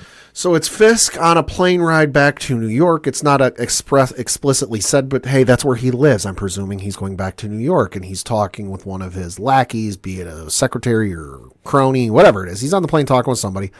And there's obviously, because he's a rich and wealthy individual, there's a television on the plane, and because it's a private jet, and the television is tuned into Spectrum News, specifically Spectrum News out of the city. And they're talking about how there's an upcoming mayoral race there, and how, you know, all of the candidates that are currently vying for the title of mayor, nobody really likes them, and how the polls people, or they're taking to the people, prospective voters, you know, they don't really like him, and they're really waiting for that third party candidate or that third candidate to come out of nowhere, that, you know, that relative unknown, that one who's not a traditional politician, somebody to really come and grasp the power and take it by the hands and really get a hold of this city. And that's where it slowly starts to dawn on Fisk without him saying anything. They're like, oh, they're talking about me. Yeah, it's an interesting thing that he's always had this eye on in the comics. And I always think that it's very tricky about how they've done this, because in recent years, we've seen what happens when he gets into power. And it's very cool. But it makes for great stories, is what I'm saying. But for the heroes involved, it's an interesting dynamic if they try pulling this off. It's exciting. Oh, it's going to be exciting. Because, I mean, this is tying into recent Daredevil. Right. And then even to a degree, if they want to keep going for what we're seeing in Gang War right now. So, I mean, they could build to it. I mean, they could. It's just there's so many moving parts involved. Because the thing we got to bring up, too, is the day this show, specifically EPCO, dropped, Marvel added the Netflix shows to the MCU timeline. So Daredevil, Jessica Jones, Luke Cage, Iron Fist, Defenders, and Punishers are all in the official MCU timeline. And if you're wondering where you can see that official MCU timeline, if you go to your Disney Plus app on your phone or your tablet or whatever you watch it on, you go to the Marvel section, you scroll down a little bit, and you find timeline order, and you go past a little bit, you will now see the Netflix shows added in there. So they are a part of the official timeline. So now it's officially confirmed that, you know, the Defenders universe is canon. It is a part of the MCU. So now we're going into, you know, Daredevil Born Again, you know, with all of the past of what happened in, what was it, 3 seasons of Daredevil? Yep. Having played out, having happened. So this isn't a fresh, hey, it's a light allusion to what you saw before, but it's not the same guy. No, this is the same guy that you saw before in those 3 seasons of Daredevil. So this is a guy with motivations and history with all of those characters. And I think that's going to play into nothing but big wins here. Absolutely. As they slowly start reintroducing the Defenders. In what incarnation, we don't know. But we do know Charlie Cox is back as Daredevil. Yep. The supporting cast is now rumored, and we want to stress rumored to be returning. It's rumored they're returning, but the rumor isn't coming from Deadline or Hollywood Reporter or Variety. So for now, And of course, by the time you hear this, that could have changed, and Variety, Hollywood Report could have put something out about it. But for as of this recording, it's not being reported. So take it as a rumor for right now. Yes, because like we say, the rumor that Deborah Ann Wall is back as Karen Page and Eldon Henson as Foggy Nelson is strictly rumor. So we want to just make sure we're driving that point home. But we are optimistic to see what happens because now with the shows coming back, it is a question of who is fully returning. Yeah. And we don't know. I mean, I think Luke Cage and Iron Fist are up in the air because We know Kristen Ritter said she's up for doing it. Kristen Ritter did say she wanted to come back as Jessica Jones. Bernthal has been very vocal that he is willing to do the character again, but it has to be, in his words, the perfect story. Yes. So, but I would say with Frank Castle, they can do it. Albeit, though, with the new Punisher series by David Pepose, they do have an out if they can't get Bernthal in. Right.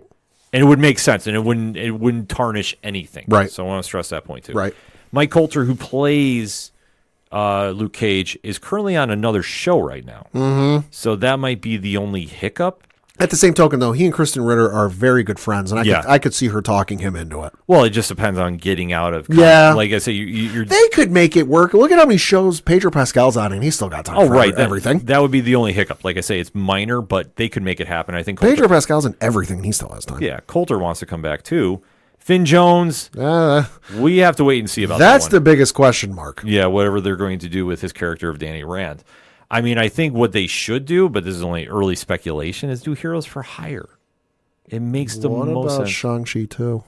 Well, Shang-Chi 2 would be a great addition as well. It's low stakes. You're not necessarily hinging the entire success of your next feature, be it television or film, on him. Mm-hmm. Because obviously you look at the reception Iron Fist got when it came out. Yeah. It might leave a slight sour taste in some people's mouth.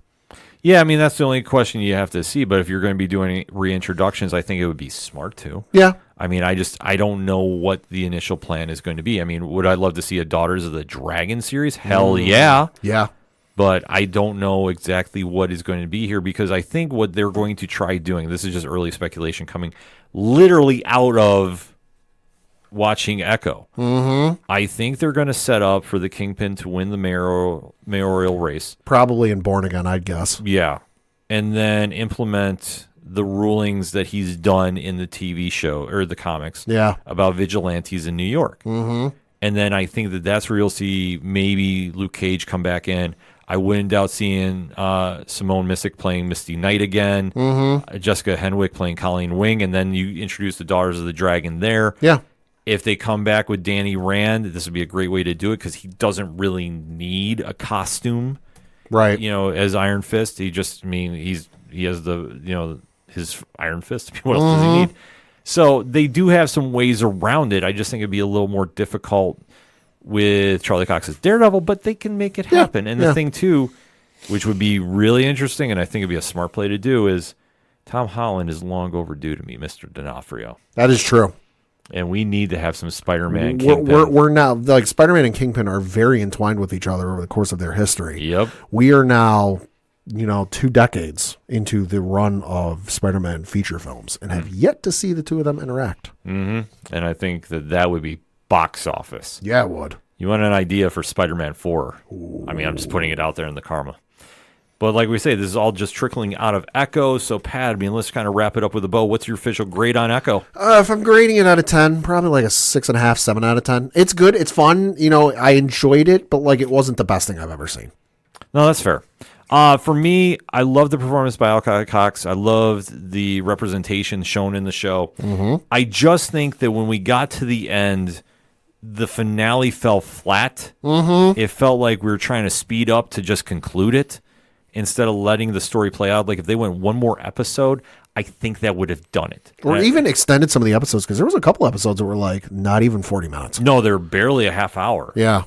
So I think when you factor that into play, I think that kind of hurt the series in the long term, but it did make up for certain areas. I say Vincent D'Onofrio's Kingpin's always cash. The bonus scene is very good. So if I have to put my official grade on, I'm giving it a 7.5. Okay. So I like where they're going with it, and it's now made me more excited to see Born Again because I believe that that's going to be the next one that we see as fans? In terms of the live action stuff, yes. The only thing I know of offhand without looking it up that is on the horizon for Marvel Television is X-Men 97. But that's not anything to do with the MCU. That's a continuation of the 1997 or whatever cartoon series. Yeah, so we definitely will have a lot to discuss about that when that all comes out. But in the meantime, hit us up on that hashtag ODPHpod. What is your thoughts on Marvel Studios' Echo, currently airing on Disney Plus and Hulu? Let's talk about it, shall we? We're going to take a quick break. We'll be right back. You ever wondered what comics Mark from Vale Mai is into? What Zach from Left Behind's favorite MCU movies are? Well, Metalcore Nerds is the show for you. My name is Sean Mott, and here at Metalcore Nerds, we cover the latest things in pop culture, whether it be Star Wars, Marvel, DC, AEW, and everything else in between. You can listen to the show every Monday on Adobe How at 7 p.m. Eastern, or find it anywhere you find podcasts after it debuts on the radio station. Coming back for another segment on this edition of the ODPH podcast. Pad, it's fight night? Yeah, it is. Oh, let's talk about it. UFC is back in full swing this weekend, and we have a very, very interesting card to talk about.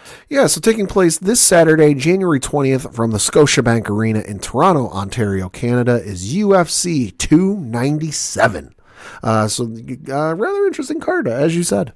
Yeah, this one definitely is making some headlines, albeit, though, the main event is probably the reason why, considering who's involved in under recent instances, shall we say. Oh, boy. So we're going to kind of talk a little bit about the main card, kind of give our picks about what's going on with that, and let's get into it. Yeah, so we're going to go through the main card, and the first fight on the main card is in the featherweight division between Arnold Allen and Movsar Evloev.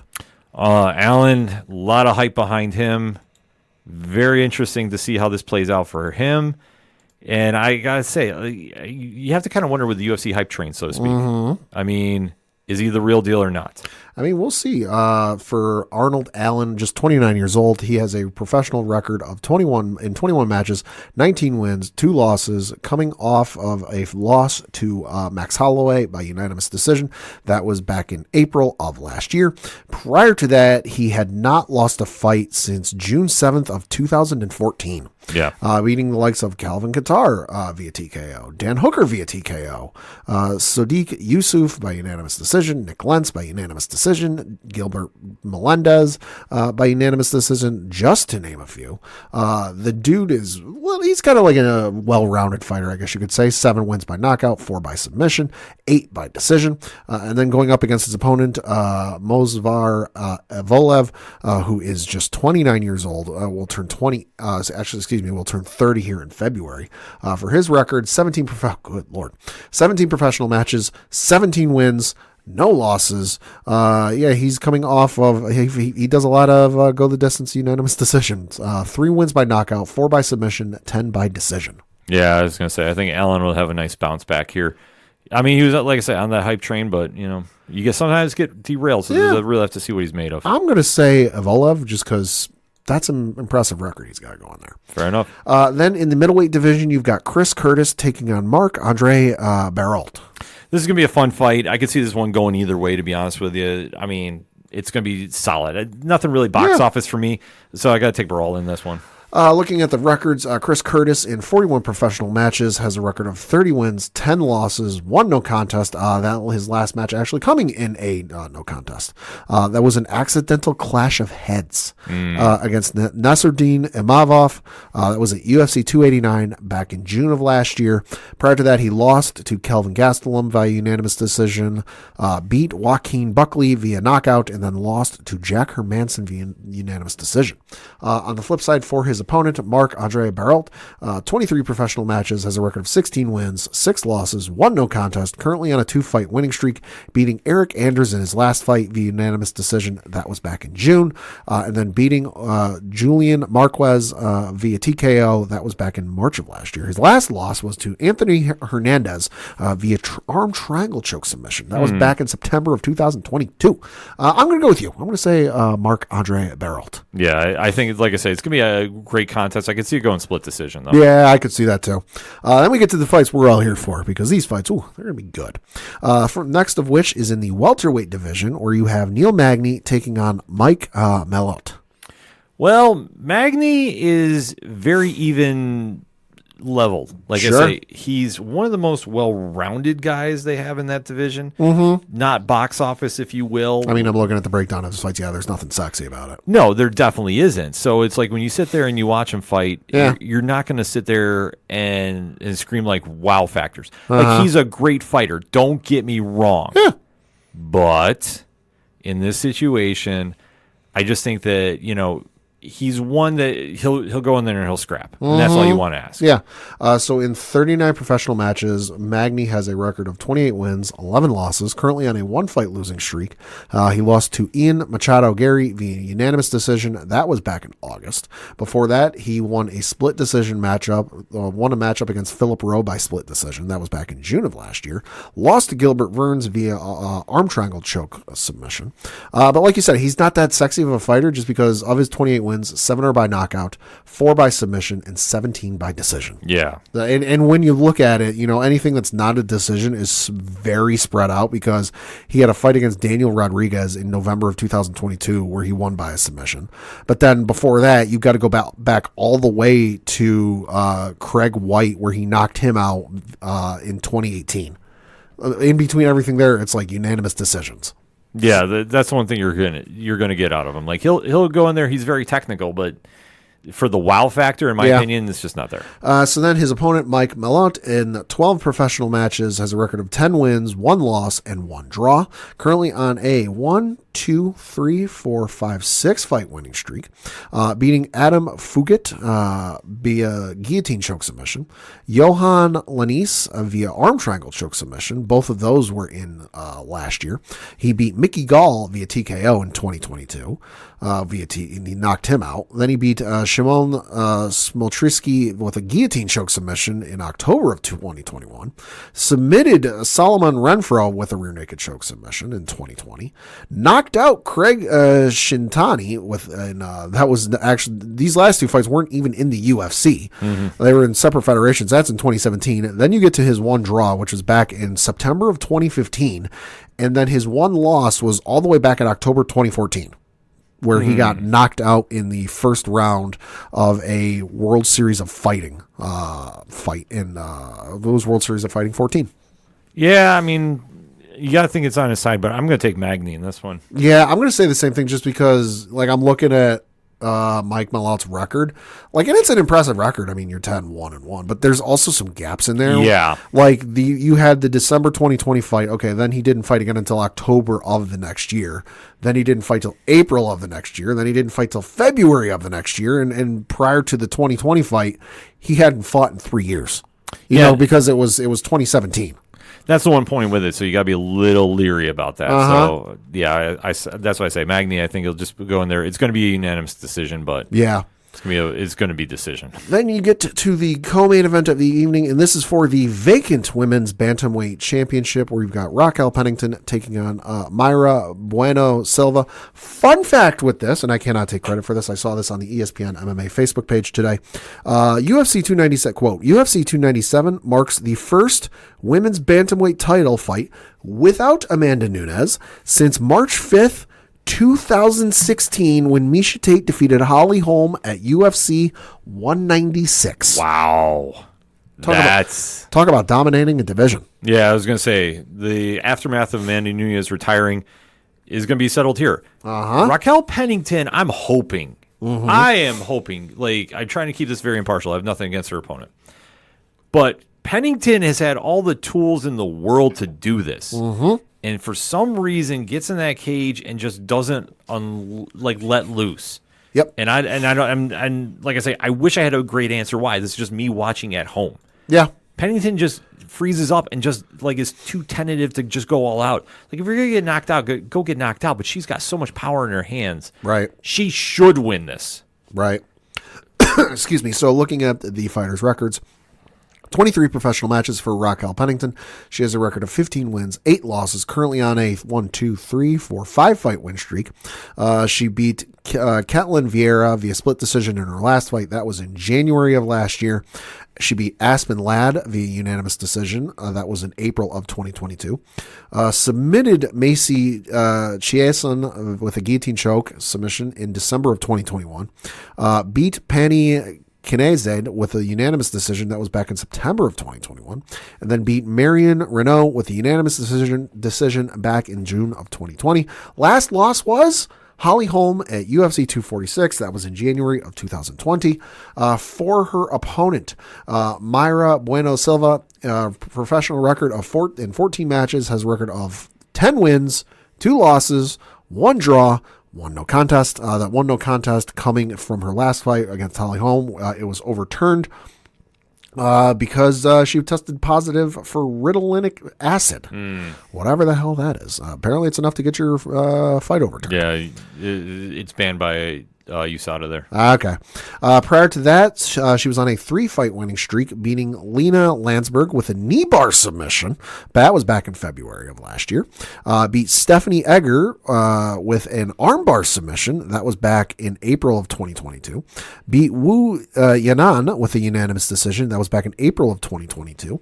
Last loss was to Menon Ferro. That was a unanimous decision loss back in October of 2021. The 1 draw came in February of 2021. A little bit of a mixed bag there. She's got 1 knockout, 7 fucking submissions, and 2 decisions. This one, I'm going to say it's Raquel's time. I hope, man. I don't anticipate a long title reign, but I'm expecting her to at least get it once. Get it once at least. Just let the hands fly. Yeah. That's the only thing I want to see. Don't go to the ground. No, don't go. That's the whole thing. She goes to the ground, it's going to be a short fight. Oh, God. It's going to be a short fight. She has to keep the standing. She has to keep the pace out. She has to outpoint. She has to let loose the hands. Uh-huh. She can knock out Silva. Oh, yeah. It's just a matter of she's going to get out of her head and just, like, listen, you're going to have to take some shots to get some shots. Mm-hmm. Just putting it out there. But, damn it, I'm going to say it. All right, make it time. 2nd round knockout. Yeah.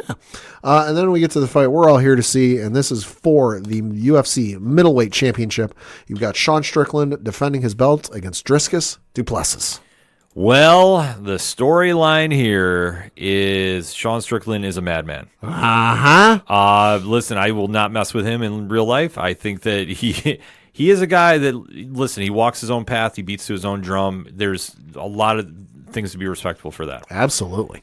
And du Plessis decided to, as the kids say, mess around and find out. Uh-huh. We saw the highlight reel that he decided to taunt one Strickland at the last UFC card, and Strickland politely said, Gilbert Burns' family, please move out of the way, and decided to jump 2 rows back and start beating the hell out of him. Basically told him GFY. Yeah. Strickland is the one who obviously pulled off a major upset in defeating one Israel Adesanya for the belt. Mm-hmm. And now this is going to be a real test for him. Du Plessis is no joke, but I'm going to tell you right now, I think Strickland is going to go in there and he's going to want to end this quick. I know he does not want to go 5 rounds about this. Mm-hmm. Du Plessis is going to try taking this to the ground. I think Strickland is ready to meet him halfway. Yeah. And then that's when things get interesting. Can du Plessis withstand the strikes? Uh-huh. I don't think he can. In case you haven't gotten, the kind of idea of how fucking nuts Strickland is. Saw this article a couple days ago, and I had to pull it up. But this is from an article on ESPN.com written by Brett Okamoto. It was actually written yesterday as we record. And it says, partway through the article, it says, quote, speaking on his podcast, The Man Dance, Strickland made it clear he would not tolerate du Plessis broaching that subject again this week. And just a little sidebar, the subject being what triggered Strickland to go kind of understandably apeshit in the last fight. But the article goes on to say, quote, I actually sent him a message and I was like, listen, Driscus, we're going to try and murder each other. But if you bring that shit up again, I will fucking stab you, Strickland said. Press conference, weigh in. He was cool about it. But again, I'm not telling you I don't want to fight you, Driscus. I'm not saying you're not a good fighter. I'm just saying that's a line, when crossed, transcends fighting. If I go to Canada and you bring that up, well, guess what? I'm going to jail and they're going to deport me and we spend 8 weeks of training for no fucking reason, close quote. Yeah. Strickland is a different cat, folks. Yes, he is. And like I say, you love him or you hate him. Mm-hmm. He is who he is. And this is not a Colby Covington situation. Nope. This is how he is. Nope. And, listen, I might not agree with him about everything, but I respect him about everything. because he is that guy. I respect him because I know if I don't, he'll kick my ass. Well, the thing about it is, like, he is who we get. Yeah. That like I said, There's no sugarcoating. There's no BS. There's no character. no, there isn't. Like, he is like this 24/7. Yeah. So there is something to be said about that he's the anti-Colby Covington. In fact, he does not even like Colby Covington. Who likes Colby No, Covington? but he made a very, very lengthy comment about Mr. Covington at a press conference, which, I mean, earned some points in my book. I'm just going to put it out there. But as for this fight, I mean, Pat, who you got? Well, yeah, so looking at the records for Sean Strickland in 33 professional matches has a record of 28 wins, 5 losses, 11 wins by knockout, 4 by submission, 13 by decision. For the losses, it's 2 by knockout, 0 by submission, 3 by decision. He's currently on a 3-fight winning streak. Beat Israel Adesanya via unanimous decision in his last fight. That was in September of last year. That was for the UFC Middleweight Championship. Also earned him Performance of the Night. Prior to that, he beat Aspuyan Magomedov via TKO. That was in July of last year. Then he beat Nasruddin Imavov via unanimous decision. That was in January of last year. His last fight was actually his last 2 losses, I should say, were to Jared Cannonier. He lost via split decision. That was in December of 2022. Then he lost prior to that to Alex Pereira via knockout. That was in July of 2022. And then if you want to go before that for his last loss, it was in May of 2018. In a UFC 224. For his opponent, Dricus Du Plessis, 22 professional matches, has a record of 20 wins, 2 losses, 9 wins by knockout, 10 by submission, 1 by decision. For his losses, it's only 1 by knockout, 1 by decision, currently on a good fucking God. 1, 2, 3, 4, 5, 6, 7, 8 fight winning streak. Knocking out Robert Whittaker in his last fight. That was in July of last year. Knocking out Derek Brunson, although that TKO was a corner stoppage, against Derek Brunson in March of last year. Submitted Darren Till with a face crank. That was in December of 2022. Unanimous decision win against Brad Tavares at UFC 276 in July of 2022.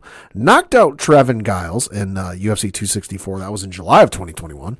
Knocked out Marcus Perez a fight night in October of 2020. Submitted Brendan Lazar at a federation outside of UFC. That was in December of 2019. And then knocked out Jolatan Santos at another federation outside of UFC. That was in September of 2019. His last loss wasn't even in the UFC. It was in a federation called KSW. It's a martial arts promotion based out of Poland. That was in October of 2018. Good God. Yeah, like I said, this is going to be fireworks. Uh-huh. I don't think it's going to be an easy night for Strickland, but I think Strickland's going to take this one, though. Yeah, it's going to be knockdown drag out. I'm going to say it's going to be a real close decision. Possibly split. I mean, it would make sense to be split. I just think that Strickland is just on a different level mentally. Yeah. And Du Plessis, I mean, it's, you want to say it's his time, but it's like, I don't know. It's something about him, and I don't think he's going to be able to pull this one off. Yeah. And then I'm just fingers crossed that eventually we get Strickland Chimaev. Maybe. Just for the press conferences. Maybe. And then we're not far away from UFC 300. No, especially they just announced one fight for that. There's a couple fights that are announced for that. All right, we can talk about that a little bit. So UFC 300 is taking place on April 13th, 2024 from the T-Mobile Arena in Las Vegas, Nevada. Some of the fights that are announced for this, so thus far, lightweight division, you've got Jim Miller taking on Bobby Green. That's going to be a hell of a fight. And especially that could be Jim Miller's last fight. Mm-hmm. And Jim Miller, for fun fact, I believe, fought at UFC 100. He's fought at UFC 200, and now he's fighting at 300. Then you've got, in the bantamweight division, Devison Figueiredo taking on Cody Garbrandt. And that's a bantamweight, you said? Bantamweight. Good time for Figueiredo to step up. I mean, the former flyweight champion always kind of struggled with weight there. That's going to be fireworks, too. Then you've got, at middleweight, Bo Nickal taking on Cody Brundage. Ooh, that could be interesting for Bo. I mean, obviously, he's the next big thing in that division. I know he wants to stay active, hasn't gone out of the first round, so that'll be a true test for him. Then you've got, in the featherweight division, Calvin Kattar taking on Aljamain Sterling. Featherweight, okay. Well, let's see. That should be something for Mr. Sterling. In the light heavyweight division, next up, you've got Jiri Prochazka taking on Alexander Rakic. That's going to be violence. I like Fury in that one. And then in the lightweight division, now this one's got a little note next to it. It says it's a UFC lightweight title eliminator. It is Charles Oliveira taking on Arman Sarukin.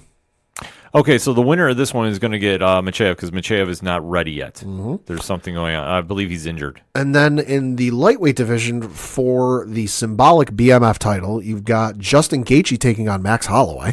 Okay, so what they need to start doing for this is take down the cage and go go blood sport Kumite.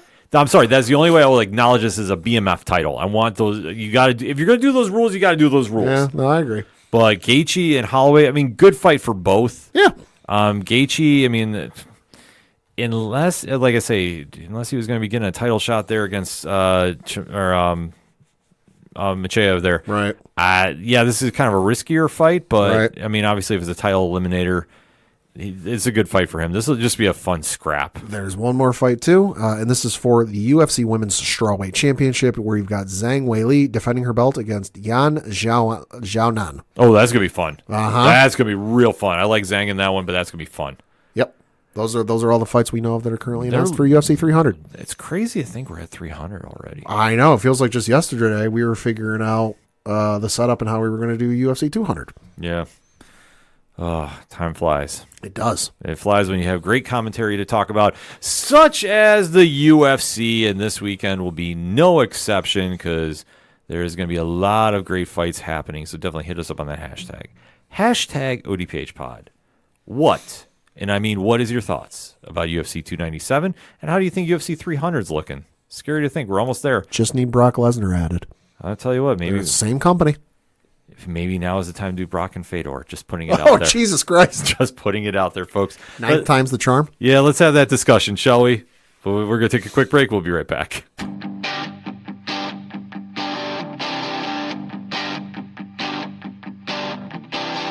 This is Tom from Tom Joe Lou, This is Matt from Sideroom Sounds. and you're listening to ODPH Podcast.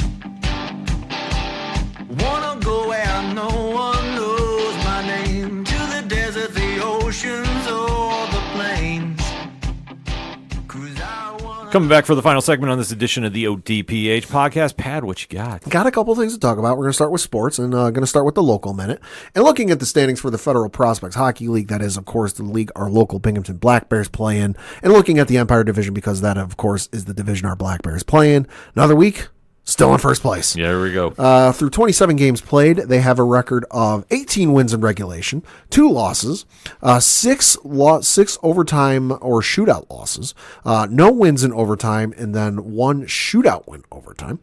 They have 62 total points. They are ahead of Motor City, who's in second place with 46, Danbury in third place, who's got 41 points, Watertown in fourth place, who's got 28 points, and then Elmira in last place with 19 points.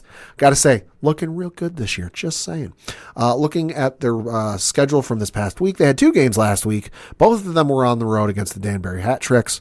They had a game on Friday where they lost by the final score of 5-4. Came back Saturday, though, and won by the final score of 4-1.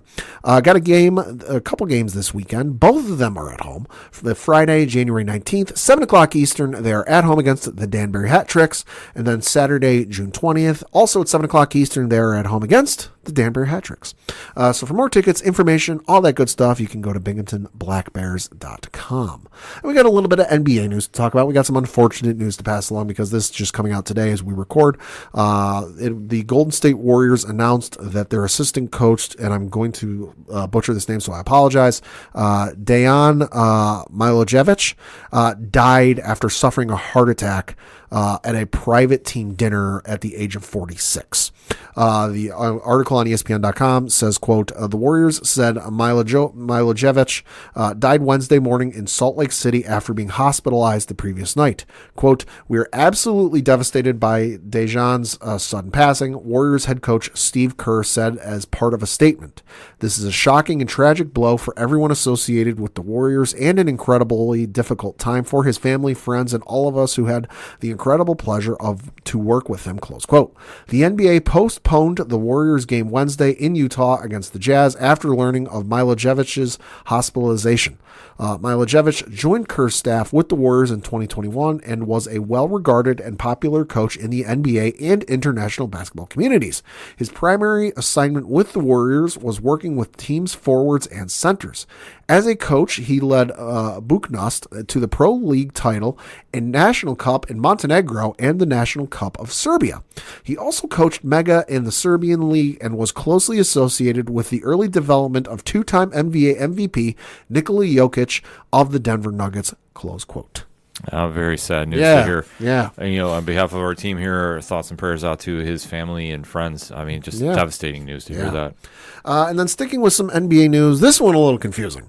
Reading from an article on BleacherReport.com, it sounds like the NBA is looking at making their draft a 2-day event as soon as, this year. So the article is written by Scott Polakich. And the article says, quote, the next NBA draft may last 2 days instead of the traditional one. According to Shams Charania of The Athletic and Stadium, the league discussed extending the draft an extra day during Wednesday's meeting with general managers.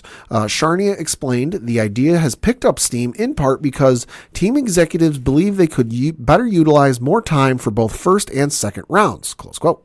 The NBA may be looking to emulate the NFL's approach with its draft. The first round is a primetime event on a Thursday, the second and third rounds are on Friday, and the fourth through seventh rounds are on Sunday. Close quote. So not exactly sure why they're doing this, because obviously there are some folks out there who go through and watch every pick for every team in the NBA. And hey, to you, if that's your cup of coffee, hey, more power to you. Absolutely. Personally, for me, I'll pay attention to the first 5 picks, just because past that it's going to be, I'm not going to know them or remember them until something happens and it gets brought up on SportsCenter. But why you need to make this thing 2 days is beyond me. I have no idea. I mean, it's not as it's the NFL draft. Right. I mean, that's the one thing. The second round of the NBA, occasionally we have those superstars kind of emerge from it. I mean, but it's also it's like comparing apples to oranges. Like I say, the draft is very different because a lot of times people go to the D League, they go over. Oh yeah, or they just flame out. Yeah, I mean, so it's not like the NFL. So going 2 days is kind of puzzling to me. Yeah, I mean, and plus that's the thing is the NFL draft is a crapshoot. Major League Baseball even more so.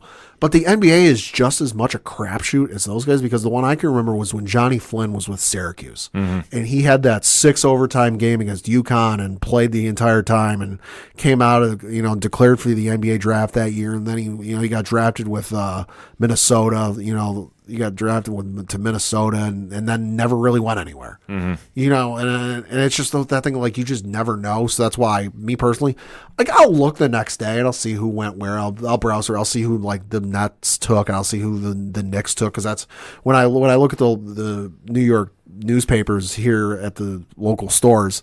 That's what I'm going to see on the front page or the back page of the New York Post or something. So I'm just curious who I'm going to be hearing about for the next 4 or 5 years, whatever. But honestly, past the first 5, I don't care. Yeah, I mean that's the whole thing. It's a different atmosphere than the NFL draft. So for me, it's my intentional after the Knicks pick, I'm just kind of I'm out. Yeah. Then I'm going to talk a little bit of entertainment news, and the Emmys took place the other night, which, hey, congratulations to anybody who won. Not trying to take away from what you did, but the fact that Better Call Saul got nominated 53 times, which is a record, and won nothing, is a goddamn travesty. Just saying. Yeah, I do not agree with that at all. If you haven't seen Better Call Saul and you have seen Breaking Bad, definitely recommend you watching Better Call Saul, because hey, it's all completed now. All the seasons are out.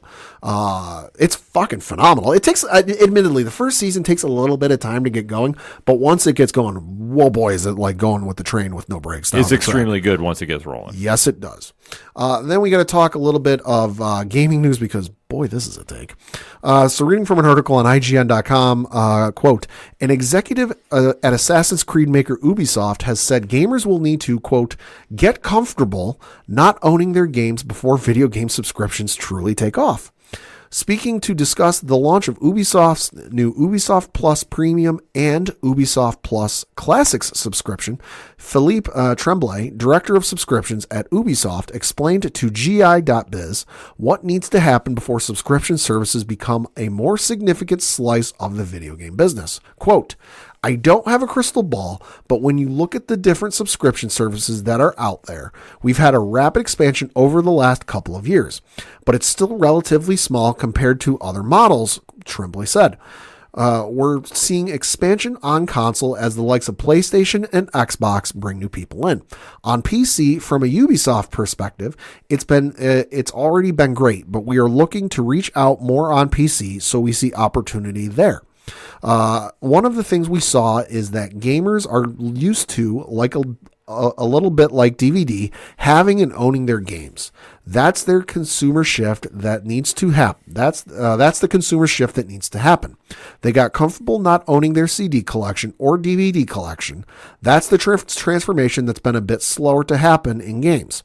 As gamers grow comfortable in that aspect, you don't lose your progress. If you resume your game at another time, your progress file is still there. That's not been deleted. You don't lose what you've built in the game or your engagement with the game. So it's about feeling comfortable with not owning your game. I still have 2 boxes of DVDs. I definitely understand the gamer's perspective with that. But as people embrace that model, they will see that these games will exist, the service will continue, and you'll be able to access them when you feel like that's reassuring. Streaming is also a thing that works really well with subscription. So you pay when you need it as opposed to paying all the time. Close quote. Boy, that's a fucking take. Yeah, I'd say. Yeah, I mean, he's not wrong. People did stray away from DVDs and Blu-rays, the last 10 years or so, but you're starting to see some people go back to that just with how many streaming services there are and the cost of everything, and then not being able to figure out where stuff is. And it's like prime example, the Bond franchise. Everyone knows I am a big fan of the Bond franchise. Yes. Figuring out what streaming service they are on at any given month is the biggest pain in the ass you would imagine, because you would think with MGM Studios being owned by Amazon that they'd be on Prime Video. No, there's at least like a half a dozen to a dozen of them on HBO Max or Max. Sorry. Why? Well, reasons. At one point for probably like 9 months, there was if you're not familiar, there's a app out there, a streaming service called Pluto TV. You don't need a subscription service to it. You can download it on your phone or your smart TV or your gaming console.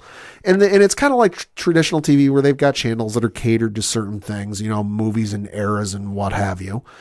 But you don't need a subscription service. So they had at one point a 24/7 running Bond movie channel, which to me was the fucking greatest channel of all time. I want to watch a Bond movie anytime. Boom. But that's not there anymore, so I can't just turn that on. So now if I want to go watch a Bond movie streaming, I got to figure out what streaming service it's on, which movies are where. But hey, I don't have to worry about that because I've got the Bond collection, which is the first one all the way up through Skyfall. I got No Time to Die on its own. So that's why I have that, is because I know figuring out what streaming service the Bond movies are on is an absolute pain in the ass. And I know some people are, in regards to getting back to games, are hesitant with the subscription services, because I know PlayStation last year, like halfway through the year, jacked up their prices on what it would cost to get into PlayStation Plus, and a bunch of people online talked about getting rid of it. Some of them actually claimed they went through with it. And to sit there and say, oh, the gamers need to get used to not owning their games for subscription.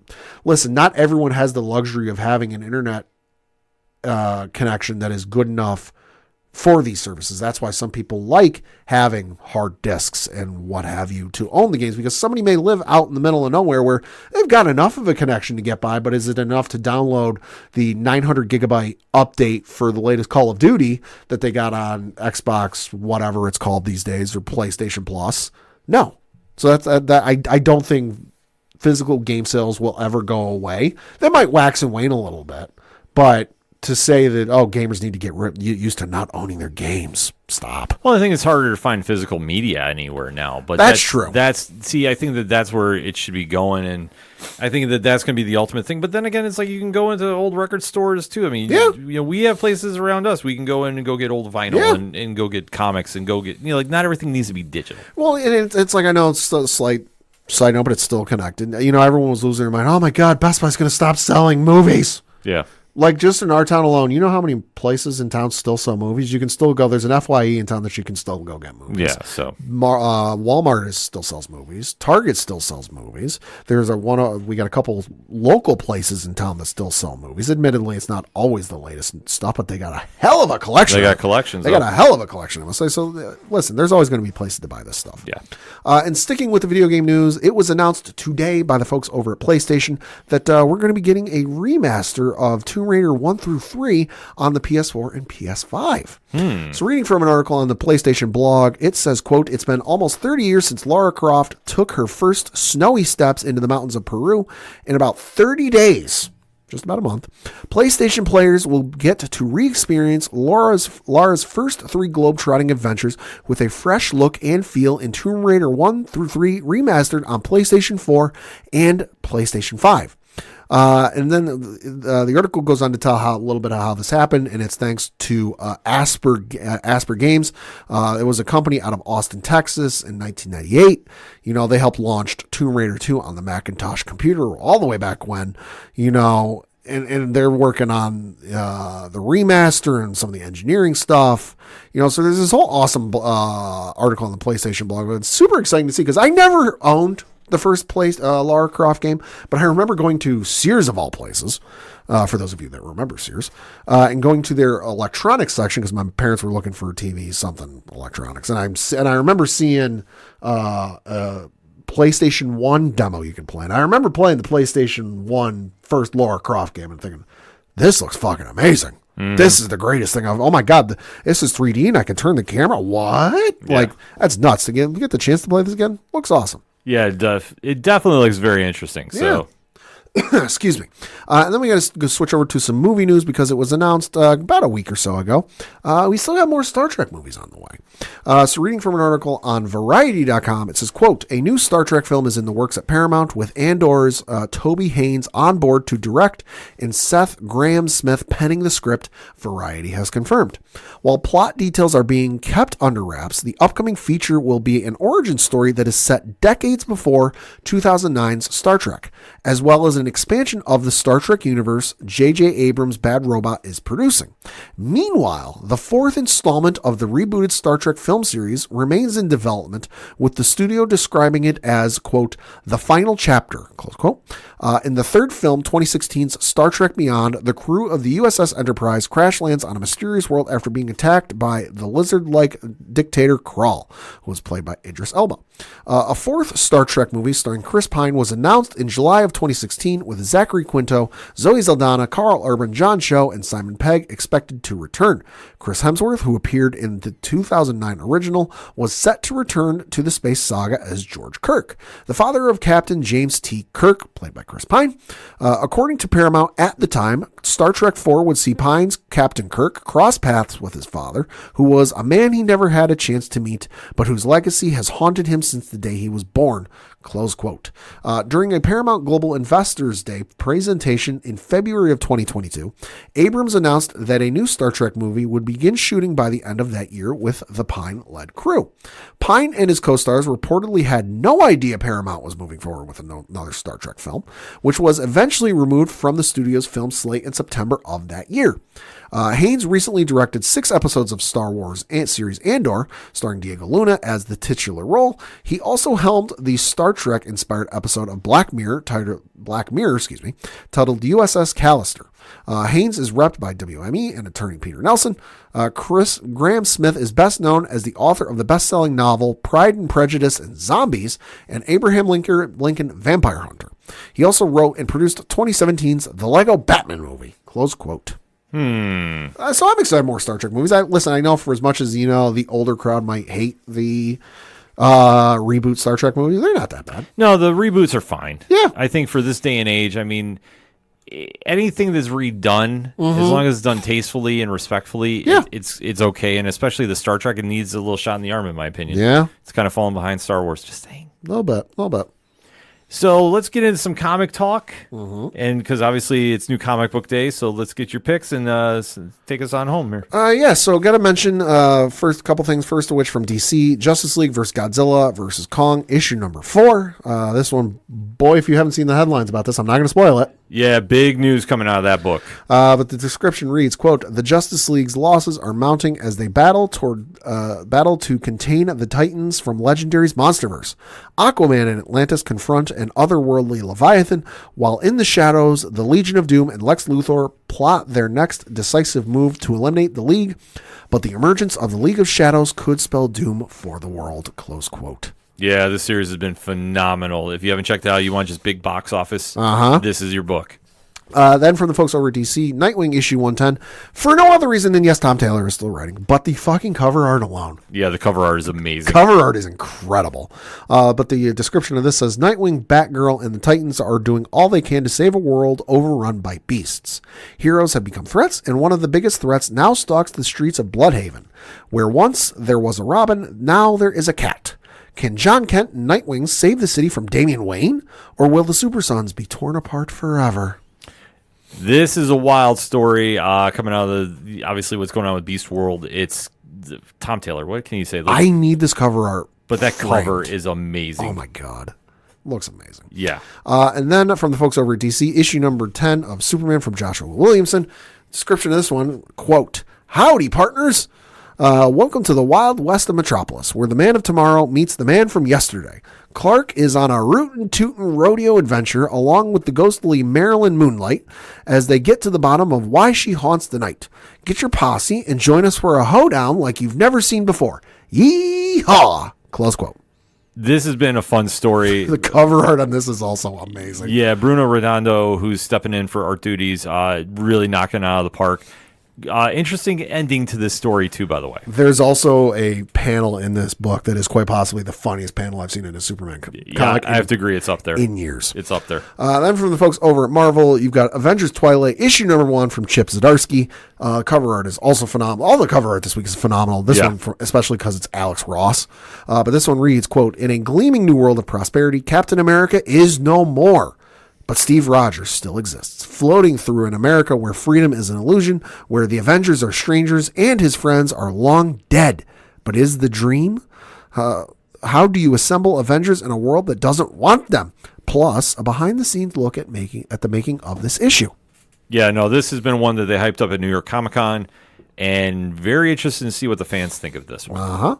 Then you've got Invincible Iron Man, issue number 14 from Gary Dugan. Listen, I was not the biggest Iron Man comic fan, and then I decided to start reading the Iron Man comic on Marvel Unlimited or whatever it's called. Yeah, fucking amazing work. This is up there for like Nightwing Tom Taylor levels for me of how good this is. So the description of this reads: Tony Stark needs more than just armor to defeat Orcus. He needs an army. Can Ironheart build one in time? Who will answer the call? Yeah, this one, a lot of things happening. Obviously, the Fall of X going down. The cover looks insane. Oh, yeah. So definitely want to make sure to check that one out. Then you've got Amazing Spider-Man, issue number 42 from Zeb Wells. This one says, gang war continues. The Beetle has stepped up in her father's absence, and she's become a very different Janice Lincoln. She's smart, dangerous, and ready to take the big chair. With Spider-Man and others distracted by Kingpin, she just might do it. This has been an interesting story. I will say it's been a lot better than the current issues of Amazing Spider-Man has been. Like, Gang War has really kind of injected new life into the title, or the flagship title. The ending to this one, though, listen, if you can't get excited about what's happening next, I don't know what you can do. This cover looks nuts, especially just of who the Beetle is holding. Yeah. Tombstone unconscious like that. With his mouth bleeding profusely. Yeah. Oh, boy. It's wild. Then from the folks also at Marvel, you've got Star Wars The High Republic Phase 3, issue number 3 from Kevin Scott. Quote, the taking of the Ataraxia. Lorna Dee's treachery has been revealed, but can she escape as the Republic Defense Coalition combines forces with an unlikely ally? Jedi Master Keeve Trennis must board a ship she thought was lost. But is anyone prepared for the extent of Lorna's ruthlessness? Innocent lives hang in the balance as Keeve makes a monumental decision. Close quote. I'll be honest, I did not see this coming because it's been a hot minute since I've thought of Lorna Dee in the whole Star Wars High Republic storyline, but I'm interested to see where this goes. Yeah, it's High Republic. High Republic can't go wrong. Yeah. And last but certainly not least, from the folks over at Dynamite Comics, James Bond with Garth Ennis writing. That's going to be something. So the description of this is, quote, a relic of the Cold War. The deadly compound Stalvoda has a long-buried connection with MI6. So when it mysteriously reappears in disturbing circumstances, the agency naturally assigns its best operative to get to the bottom of things. 007 himself, James Bond. But Bond isn't the only one to have carried the 00 rank. With its MI6's secrets, former agent Archibald Tyron is another, and he's also carrying a grudge, one that's aimed squarely at the heart of His Majesty's Secret Service. Legendary comics Arthur Garth Ennis joins Arthur Rafa Labosco and cover artist Dave Johnson to bring you part 1 of Your Cold, Cold Heart, marking the 10-year anniversary of James Bond comics being published at Dynamite. Close quote. Well, I know you're all over that one, Pat. Abso-goddamn-lutely. Yeah, I say their James Bond stuff has been very, very interesting at Dynamite, so definitely give them a shout-out for that. For my picks this week, it's a big Skybound G.I. Joe weekend. All right. So obviously G.I. Joe 303, continuing the story, Larry Hama's on the writing it, so you know that's always going to be something I check out. And then one of the most anticipated books of the year, actually, in my opinion, Cobra Commander #1, Joshua Williamson, Andrea Milena. So this is like the origin story of Cobra Commander and how they've been doing everything with the Energon universe. We've had the Duke series, which is kind of introducing Duke to this new landscape, right? Spiraling out of Transformers. So this is kind of where Cobra Commander starts fitting in. There are some big ramifications from this one. Okay. So if you really like what you've seen at Skybound with the Energon universe, you definitely want to go pick it up. It's a very dope issue. I really enjoyed reading it. And it's Joshua Williamson. I mean, he's crushing it right now. And this is one that you can definitely tell like how much he's enjoying with it. So definitely want to say that one. On the DC side of things, Batman Superman World's Finest 23. Need I say more? It's no. I mean, it's Mark Waid, Dan Mora in the world of Kingdom Come. And we're shit. Yeah, like I say, we're getting near to the end issue of that story arc. And let's just say that boy, they're going places. We have a character that is coming in that wasn't in Kingdom Come, but let's just say he is got something to say about life and anti-life, if you will. Yeah. I pick up what you're dropping there. Yeah. Boy. So you definitely want to make sure you're checking that out. I mean, it's arguably up there as one of the best superhero books on the block, bar none. Image Comics also had a strong week too. Enfield Gang Massacre #6 is out, so if you've been following that storyline, a lot of people have been buzzing about that. Dark Horse, Black Hammer, The End #5, so that series has been definitely one that has been gaining a little ground, if you will. And there's so many other series out right now. That's why we have a lot of reviews up currently at nerdinitiative.com. So you want to go find out what to go pick up this week at the comic shops, definitely head on over there. The team's got you covered on every major publisher going on right now.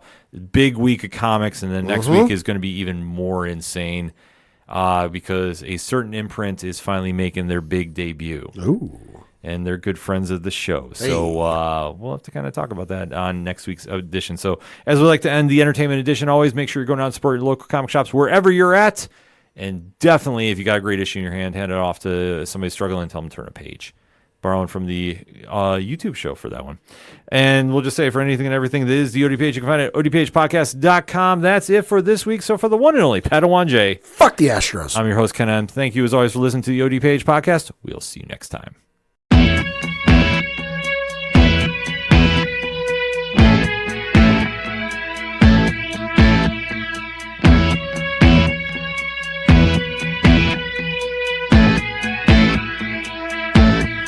It's such waste of time swiping left and swiping right on people you could know. 'Cause anyone who's worth a damn be worth way more than a picture could ever show. You could find the right light, find the right angle, and never find your soul. And it can feel like a losing battle, and this plot is full of holes. This modern way of finding love just makes me feel so alone. And I can't be the only one sick of staring at my phone. So look up, talk to me, a better way to spend our energy.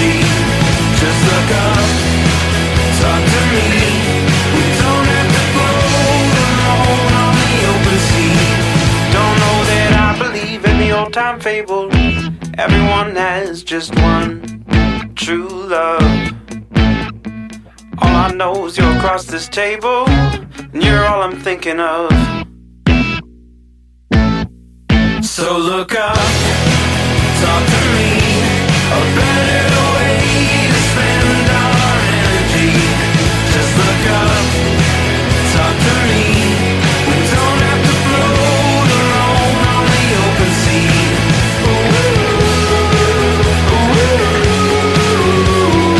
Talk to me.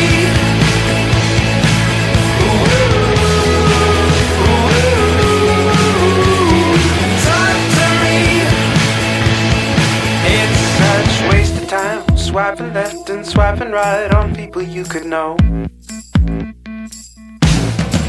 Whoa, whoa.